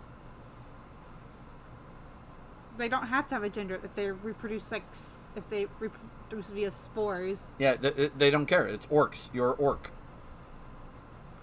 And they were genetically made by the old ones to fight another faction we're going to learn about later called the Necrons. Did they forget to program an off switch? Yeah. Essentially, when he mentioned the Quarks, which were bigger and more intelligent and scary, yeah, they were basically made to fight the Necrons, and the old ones forgot to give them the off switch. Please tell me the old ones paid for that. Yeah. Oh, yeah. Because all the old ones are dead. Let me guess, because of the orcs? Well, that and a few other things. And that went as well as you think. Yeah, that went poorly. That went really poorly. Yeah. Oh my god. Again, orcs are not evil. They were literally doing what they were programmed to do. Which was fight. All the time. Their stuff is slapped together. That makes no sense. Their vehicles don't work the way they're supposed to, but they work because they think it works, because they imagine that it works. Orcs care only about who is the biggest orc, and they will follow the biggest orc. And then if they want to be the biggest orc, they'll challenge the biggest orc. And then when they go and they issue a wa is just war in orc, they murder everybody and everything in this giant tide of green orcs who are just excited to be hitting something. They don't care that they're hitting Eldar or the Imperium or Tau or anyone in between. They're just so they get to beat shit up. That's orcs. And on the tabletop, they are a total coin flip, and they're really fun. I have never met a salty orc player. I have never met someone who plays orcs and is ever just a bad guy or that guy. Orc players have this kind of fun to them because when you play them, you are completely submitting yourself to RNG. So here's the thing. Guardsmen, Imperial Guardsmen, when they shoot, they roll a dice, and on a 4 up, they'll hit their target. They have a 50% chance. Space Marines, pretty good. They hit on a 3 or higher because they're well trained. Adeptus Custodians, they hit on 2s because they're just super well trained. Orcs, they hit on a 5 or higher. But if they roll a 6, they get to make another shot with anything, from the dinkiest pistol to the biggest rocket launcher. It doesn't matter. Half of their stuff will blow up on a whim. One of their medics, if you roll a 1 to heal someone, you fuck up your surgery and you just kill an orc. They're so wacky and silly. But the thing is if you roll well, you roll high, and you keep rolling high, you are going to crush people. And if you don't, you lose. I mean, that's what you get when you play orcs. That's what happens when you play orcs. Yeah. It's a coin flip. Which is why you can't be a salty bitch when you play orcs, because things won't go your way. It's just the roll of the dice. You're playing a dice game. But if you're going to have fun, and you want to be stupid, and you want to be silly, you're going to play some damn orcs. But Oh, no, I remember who I saw. It was somebody painted orcs for their little girl, and the little girl wanted Hello Kitty style orcs. Yeah, there was orcs painted pink. Like, the orcs were still green-skinned, but their armor and, like, had their... all the Hello Kitty symbols all over their it. armor was painted pink, their mechs were pink, and... With the little white kitty and yeah, the truck purple, had a pink, yeah. The purples, the pinks, yeah, all the glitter. Because the orcs were glittered. Yep. Like, they did it for their little girl. It was crazy. The guys at the table counted the pink as red. Because the little girl was there rolling dice, too. Yeah, the little girl was rolling her dad's dice, and oh my god, was she rolling amazing. The dice loved this little girl. Like, oh, Jesus. I mean, the orcs, I remember just literally, Dad handed her the box, and she's like, I can't flip the box. And Dad flipped the box for her. Yeah, oh my god, she was wrecking things in that tournament. Alright, so now we're going to hear about the Tyranny. But on the opposite Necrons. side of the fun part of this, let's talk about the Necrons. Oh, here we go. The Necrons are spooky, scary skeletons. And it was very adorable. grimdark. It was totally like they have a cute much as more hell. fleshed out lore than before. Back in the day, they were just undead Egyptian space terminators. I can't remember what the dad said about how many hours he spent painting his former. I know it was like 20 plus hours. His very, very standard orc army to Hello Kitty for his little girl. Yeah, I remember it was more than 20 hours. I think he did it because the little girl got sick or something, and then he wanted to do something to make her happy. Yeah, she got some sort of... Something happened. Yeah. It was adorable. Yeah, I can't remember what it was. But yeah, he did it to make his daughter, who had been sick for a while, very happy. And man, it was cute as shit. It was one of the few times where we stuck around for most of the tournament. Yeah. I was pregnant at the time, I think. Yeah, you were pregnant with Rose at the time. Yeah, we had just gotten back to West Virginia. Yeah. And I was just starting to show. Yeah. And they still look that way, but then they actually have a story. So way back in the day, you had the Necron tier. Kind of see a theme here: Eldari, Eldar, Krork, Orc, Necron, Necron tier. So the Necron tier were this race of generally kind of shitty people. Not because they were personally shitty, because their lives were awful. They were ill-fated to a horrible existence of like radiation and a terrible planet they lived on, and everything just really sucked. Being a Necron tier was just really their planet depressing. sucked ass. They really were looking for immortality. They were extremely reliant on the hope that they would eventually find the key to living forever and just stave off this horrible nature that they were thrust upon them, and therefore they could become the most dominant race in the galaxy. And they found this group. They're called the Old Ones. Imagine them kind of like the Forerunners in Halo or the Xel'Naga in StarCraft, right? These Old Ones were these strong, pretty much omnipotent beings, and they, of course, knew the key to immortality. So the Necrons went to them and said, please, show us your ways. And the Old Ones said, piss off. Not really. They were a lot more humble about it, but they did not want to share their secret of immortality with the Necrons. The Necrons, of course, took this very well and waged war with them, kind of under this united banner. The Necron Yeah, different very well. dynasties didn't really like Yeah, took it very well. Yeah, that's putting it wrong. They took it like a bunch of salty bitches. Okay. They got very, very angry. Oh shit. each other.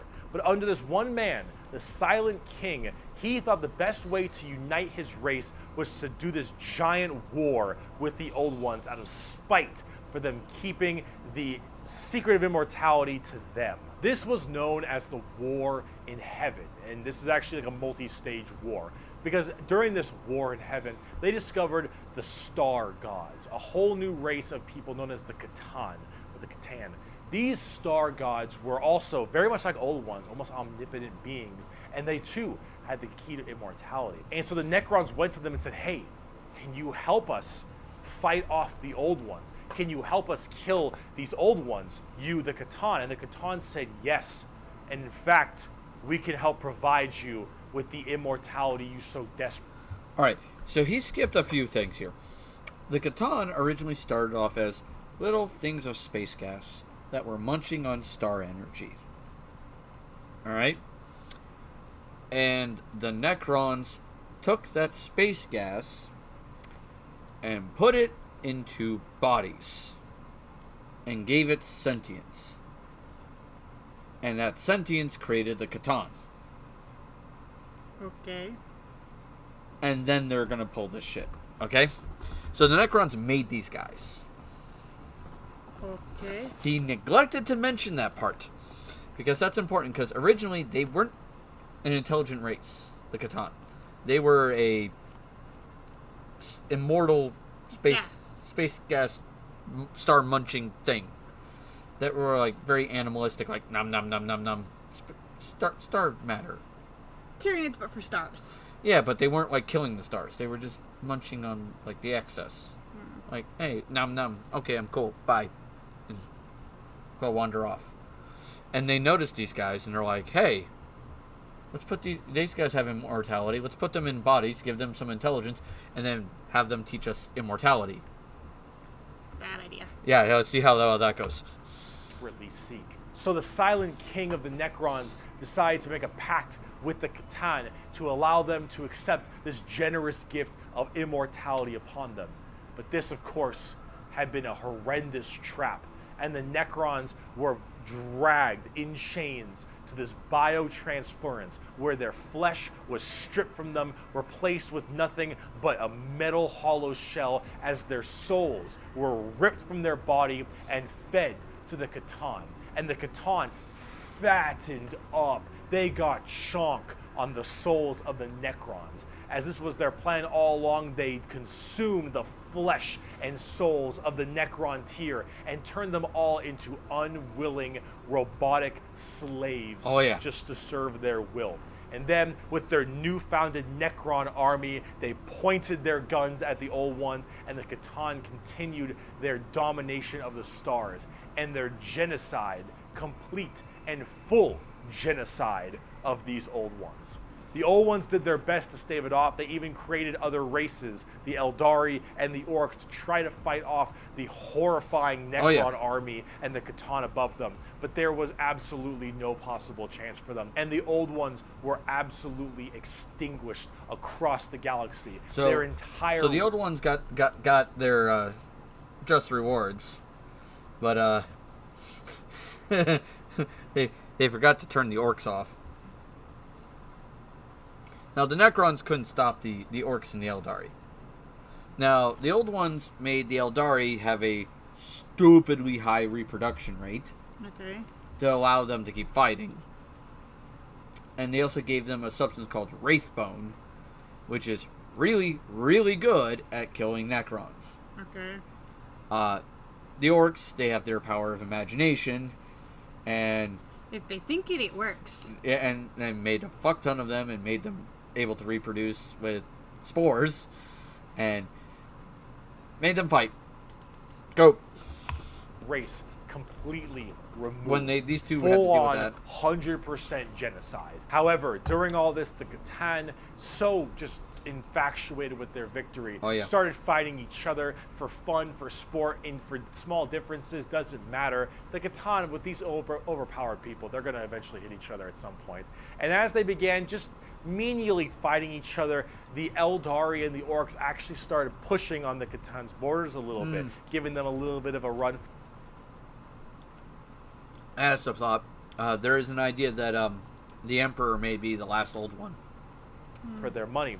And as this continued, this is when the Silent King, who retained his consciousness, decided to leap into action and start a full-scale revolt against their Catan masters. And this revolt was bloody, as the entire Necron army was surged off to destroy these star gods. They were able to, just after suffering horrendous losses, were able to turn the tide of the war.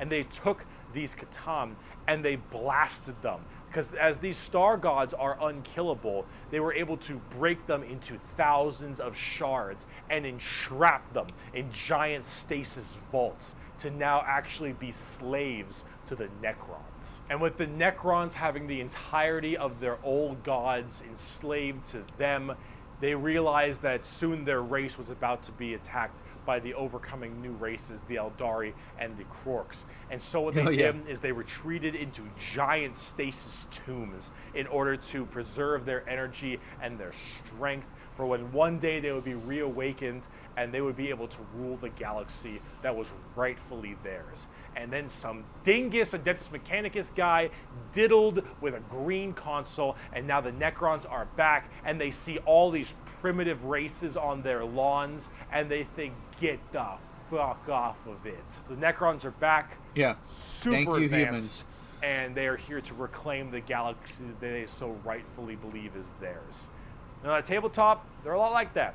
Tons of undead Egyptian skeleton robots that when they die, they just get right back up because they keep on reanimating. Hard to kill, tons of crazy stuff. You can use the Catan themselves as units to fight with.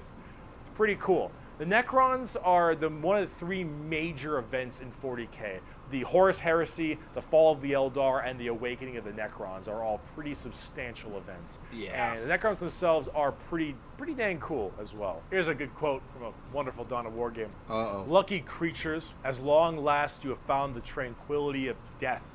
I was like you once, clinging to life and blind to the truth. When I uncovered the truth, I too shuddered and paled with fear. Deep in these catacombs I was remade.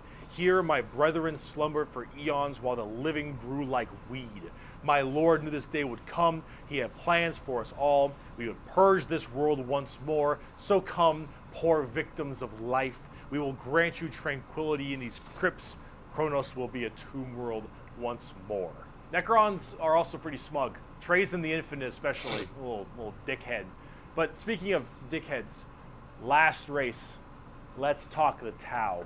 We made a fucking Wookiee. The exact formation of the Tau Empire is not entirely The Tau. understood. Hey, my favorite However, race. a long time ago, many thousands of years ago, in the 40k world that is, some Imperial navigation vessels were going around through different areas, and they saw a primitive race, blue people, smacking each other with sticks and stones. They thought, fuck him. Dumb Xenos race who gives Oh, a boo shit. to you too. Failed. Then this giant warp storm occurred right in that major area, unable to be breached. Then, once that warp storm 6,000 years later subsided, hello, those little sticks. Well, they decided to actually have no war of any kind and all just unite together under one flag of the Tau Empire. And now they have gigantic starships and Gundam robots and lasers and railguns and mechs, and they are here to ruin your day for the greater good. That is generally the greater Tau Empire. good. They have this kind of feeling of this homogenous group.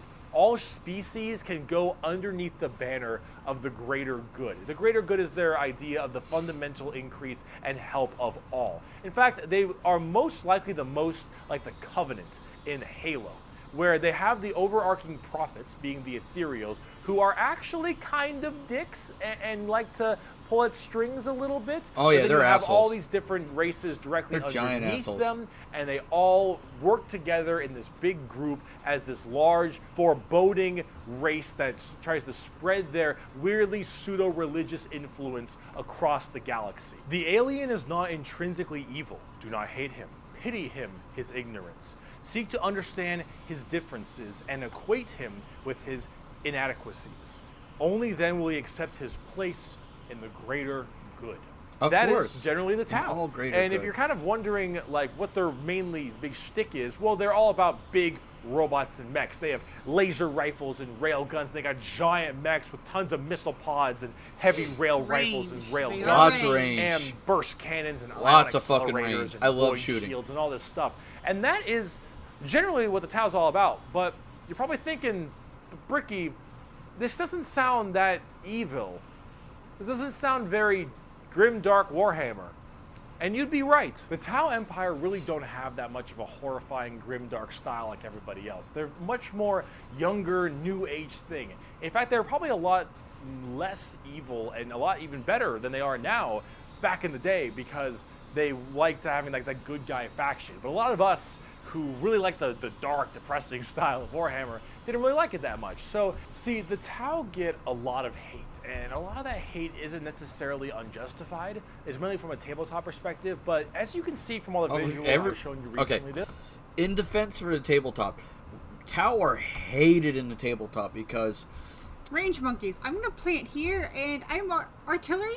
Did you say artillery? We are artillery. It is always time to shoot. well, no, it's From what you told me of when you played yeah. Tau. When I play Tau, I started in 7th edition, and that's when Tau were the strongest, surprisingly. And I didn't play Tau because they were the strongest. I played Tau because Because you like the blue monkeys. I liked the shooting phase, and I hated the psychic phase. I wasn't a big fan of the psychic phase, and these guys don't have a psychic phase. So I was like, okay, that's cool.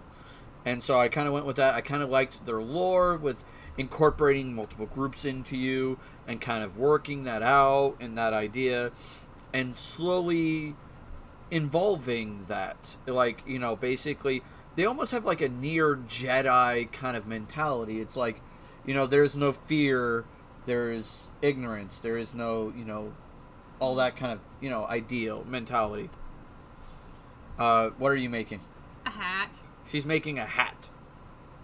It's gonna get donated come winter. Yeah.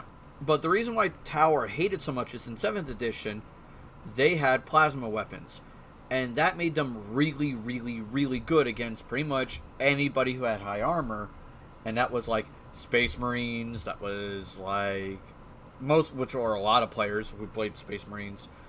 And there's Didn't plasma, I think if you remember correctly, you said plasma weapons cuts through armor. yeah. That was like a lot of players played Okay. heavy armor characters. And then there was the broadside suits, which was like, hey, what's your range? And I would look at him and go, the table.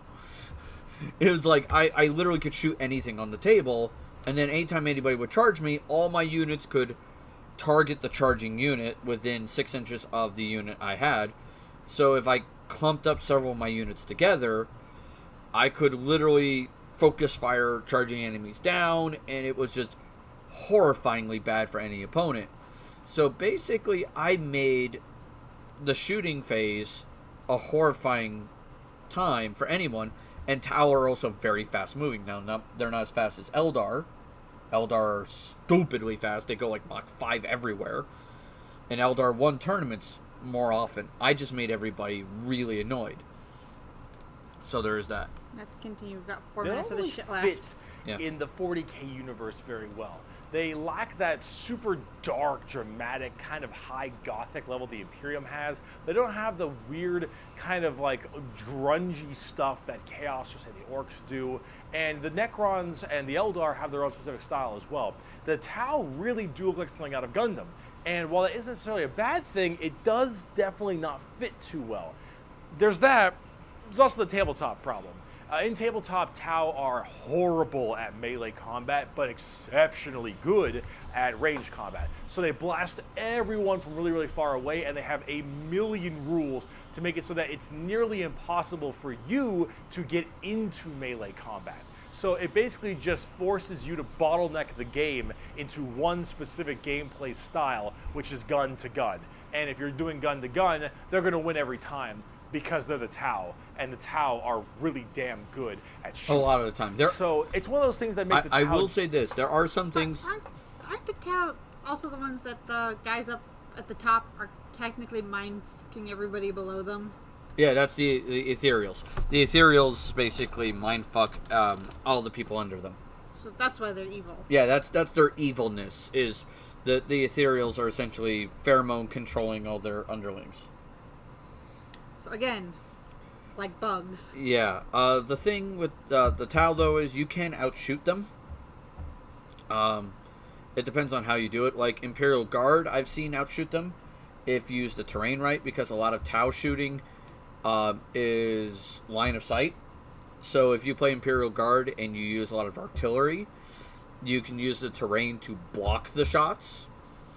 So there's that, and you can also make up for your lack of accuracy with sheer numbers. Especially if you get to shoot first, and you can take out a fuck ton of the Tau first. It's like, yeah, a bunch of you dead. Who goes first? Who goes first in a game like that is who wins, typically. Yeah. And then another way to take out Tau is the Psychic phase. If you have a couple of really good Psychers, say like you play Grey Knights, you drop pod in a couple of good Grey Knight Psychers right in the middle of the Tau, and you do Warp Storms in the middle of them, it doesn't really fucking matter if you can shoot. You can't Overwatch a Warp Storm. And that will take out a bunch of Tau. I've had lots of my Tau dudes taken out by Psychic powers. So Psychic phase is pain phase for the Tau. If they get that far. Well, no, Psychic phase happens before shooting phase. So if you get to go first, you do Psychic phase. And you just unleash the fucking pain with Psychic phase. Now, if the Tau survive, all your Psychers are target numero uno. Yeah, target numero uno. And not to mention, the Tau don't have a lot of good rolls to resist Psychic powers. So that is going to be your best bet to take out the Tau, to be brutally honest. So there's that. Generally rather hated, and a lot of different reasons for that, both from style and such. But this is actually one of the things I wanted to end this video with, is that the Tau, while they have their issues, you should not be discouraged from playing them. I'll make plenty of Tau weeaboo jokes, of course I will, but it's all generally in good fun. Anyone who legitimately doesn't want you to play a faction is an idiot, and you shouldn't be giving them the time of day. You pick what you think is cool and what you love like. The Tau. I in love Warhammer, their guns. especially now, factions get better and they get worse. They grow and then they fall. You should only be playing what you think is cool. You like the look, you like the models. If you're talking tabletop, that is what you should be going for every time, is what you think is badass, because things change all the time. But the universe of Warhammer has so much going for it. Every faction has something interesting, every character has a story, and there's a million I agree stories with that. to Like, be every told. faction is interesting. The universe Would you is agree? vast and exciting, and Has while it's something dark, interesting depressing, about and it. horrible, that is the damn charm.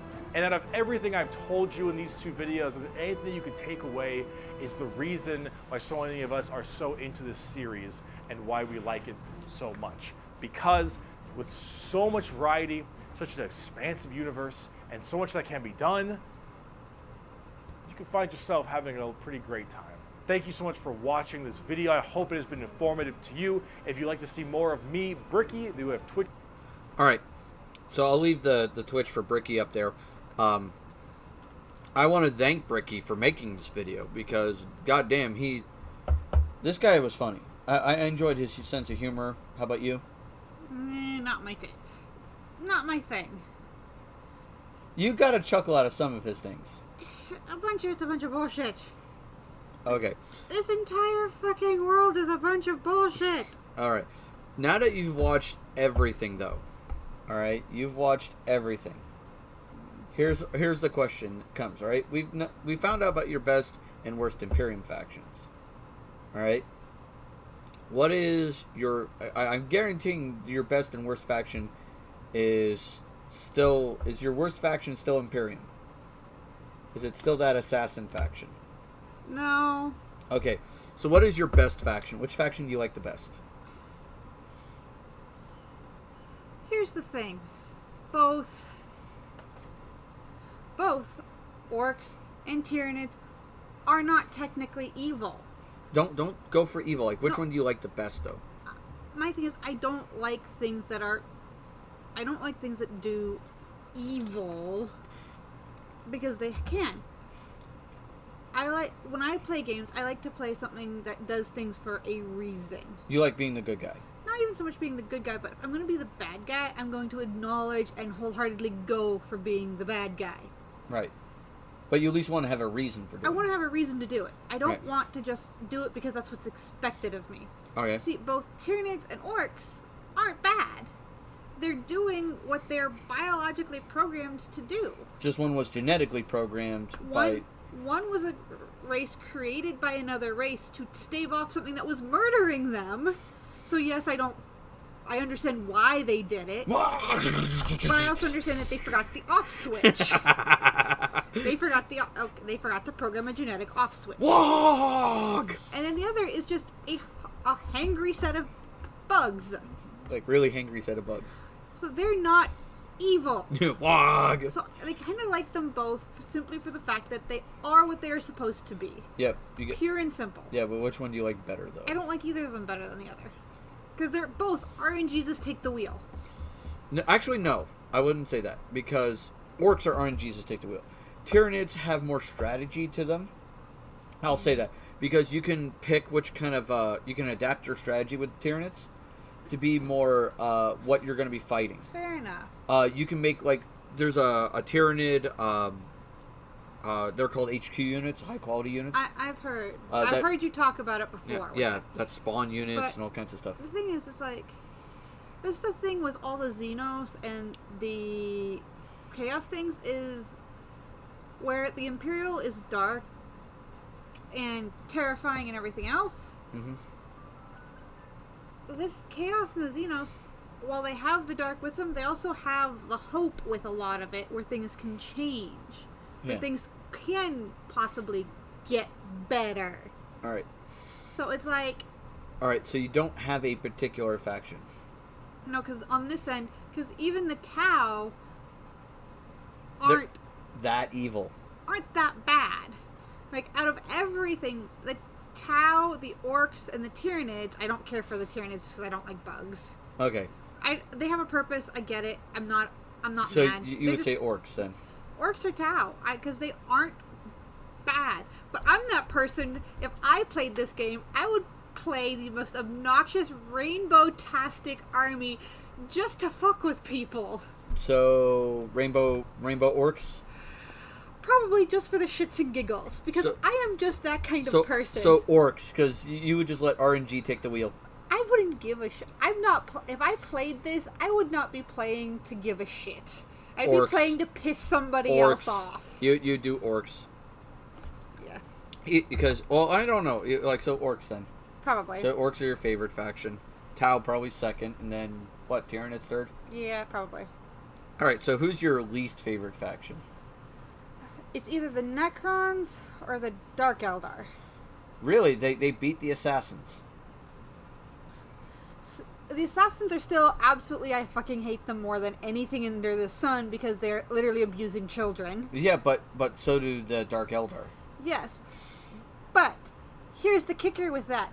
The Dark Eldar are doing it not to lose their souls. That is true. They are doing it for a reason. It to survive. Yes, they're twisted, sadistic, and sadists and every other nasty word under the sun. But they're not doing it just to train an army. They're doing it to not die. But they're the ones who caused the situation in the first place. It's their own stupidity that caused it, and now they're paying for it. But the reason I have an issue with the Assassins is they are literally abducting orphaned children to do this to. Children who've already been through hell. I'm still going to argue against that for one simple reason. I figure like the Dark Eldar would be worse because they themselves caused that situation in the first place through debauched behavior on an epic scale, and the ones who are still there were the worst of the worst. Or the worst of the worst, and are still there doing it. Yeah, it's one of those, like, you're asking this of my opinion. In my opinion, it's 6 in one, half a dozen in the other. So they're relatively equal? They're relatively equal. I personally have more of an issue, because I'm a mom, with the fact that the assassins are taking orphan children. Okay, and what about the Necrons? What about them that makes you not happy? The Necrons were just fucking stupid. They were just dumb. They were goddamn stupid, and they're paying the price for it. Okay. And then whichever Mechanicus decided to open the fucking vault needs to be handed to the Dark Eldar to pay for their stupidity. There's not much more I can say there. Alright, so for top 3 worst, it would be Assassins, Dark Eldar. then Dark Eldar, and then Necrons. Yeah. Alright, so for me, my top 3 are the top 3 armies I play. Which would be... I know that. Would be Tau, then Imperial Guard. Cannon fodder. Oh, no, actually... The Imperial Guard's cannon I fodder. like playing Imperial Guard, but when it comes to just lore, for me it's Tau, then Salamanders to replace Imperial Guard. And I actually don't like the Necron lore, but I like how they play on the tabletop. And how they look on the tabletop. I just like the constantly getting back up thing. I kind of like that. But You like you killed me, that's cute, I'm not dead anymore. But for me, my third option for both lore and tabletop, it's my fourth for tabletop, is orcs. I love the orcs. It's hilarious. They're fun. But, like, it was a close one for the orcs, though, because it's really close for me, because I also like the Chaos Factions, especially Khorne and Nurgle. It was really close. And for my hated, though, my straight up hated, the ones I hate the most, I hate the Dark Eldar. I understand that, yeah, they're in a bad situation and everything like that, but they fucking made that bad situation. I get that. They themselves created that bad situation. They have no one to blame but themselves in that shit. That's all their fault. And they also birthed the Dark God, like the Chaos God, Slanesh, and they opened up a hole to hell for everyone else to deal with. It's like, fuck, man. So that's why I hate the Dark Eldar for the most part. Then the second most hated one for me is what was my Imperial faction I didn't like? I'm trying to remember. I don't remember. Oh, the Ultramarines. I don't like the Ultramarines because they're just really ego driven. It's like, holy shit. And then the third most hated faction for me is, if I'm gonna go with lore,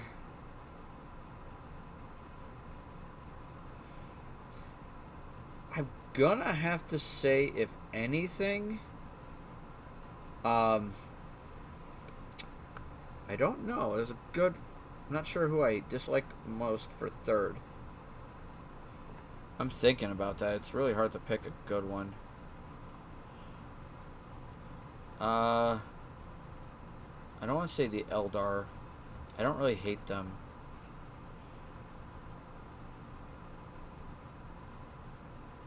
I'd say maybe the Gene Stealer cults. Not really a fan of those. I get why they exist, and they're kind of neat, but I don't care for them that much. But it's not a strong hatred like the other two. Though, like, the Gene Stealer cults are just like, meh, it's okay. You're annoying kind of shit. Yeah, you're kind of annoying, but yeah. If the Ecclesiarchy had their own faction, I'd say them, but they don't. Like, because I don't hate the Sisters of Battle, I just hate the Ecclesiarchy. Okay. And I don't hate the Inquisition because they make some good stories. But the Inquisition is also fucked in the head. Yeah, some of them Okay, but let's be brutally honest. What in this world isn't? That's true. That's true. It's not terrible, but the Inquisition has some really good stories. Sometimes, others are not as bad. So there's that. There are some, though, that are just terrible, and I'm not sure how to, deal with it. But I think we figured out what we best like and best, dislike, worst dislike. There's that. I think the creators of this need a good long stay in a mental hospital. Some of them, yeah. Most of them. Yeah. I think whoever created the orcs basically just did so on a bender. Probably. He had to have been drinking hard. Or LSD. No, that wasn't the LSD. He was just drinking. Okay. That is just alcohol fueled to like the nth degree easily. So yeah, that's the Warhammer 40k factions explained. Yeah, whatever you charged to somebody to force me to do this was not enough to put up with this bullshit at all. Yeah. Now you're here next Tuesday, right? 20th? Yeah. Yep. You're here on the 20th. Alright, so 20th we'll do our discussion of D&D. Okay. We're going to talk about basically building characters, how to basically build good characters, how to help you build a good character. We're going to start with like stats and, races and stuff and, talk about various things and to help people make a good character, numbers wise, as well as some suggestions here and there. Now, mind you, it's going to be a little interesting, but if someone else comes up with an idea and they throw it into our Patreon, we'll look into it and we'll try to come up with a script. But until then, that is the plan for next Tuesday, for Tabletop Tuesday, is we're going to be talking about some D&Ds. And eventually we're going to go into a whole project about how to basically build each class and how to do it, how I feel to do it well. So that way we don't have, mistakes or anything, and how to help people out. At least that's the idea. So with that being said, I want to thank everybody for attending our wonderful stream tonight. We're going to be raiding someone here shortly. So give me a second. Let's see who we can freaking raid. Who do we know that's on right now? Let's see.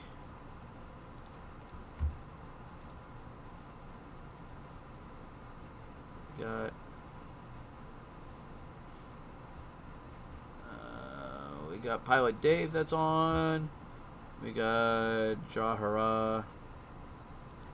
We could do Pilot Dave. I mean, there's also... We got RimWorld, Final Fantasy 14, or Slay the Spire. Wonder what we should do. This is coming off. My ears are hurting. Okay.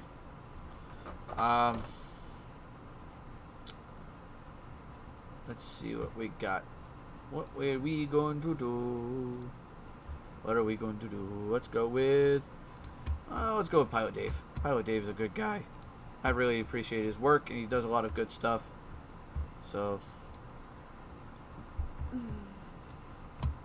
Alright, let's help him out. Let's say hi to him. Alright, Pilot Dave. Alright, so I want to thank you guys for attending the stream. Make sure you take care of yourselves. Alright? Make sure your health is okay, both physical and mental. Alright? You are cared for. Alright? And enjoy whatever hobbies you get into. Alright? You guys keep having fun, gaming and enjoy your hobby. Catch you all next Monday for Unplanned Gaming. Alright? Toodles.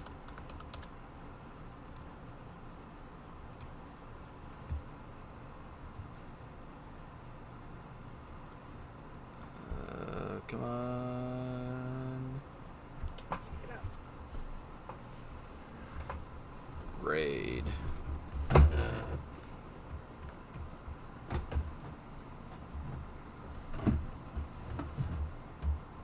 Love you, hon.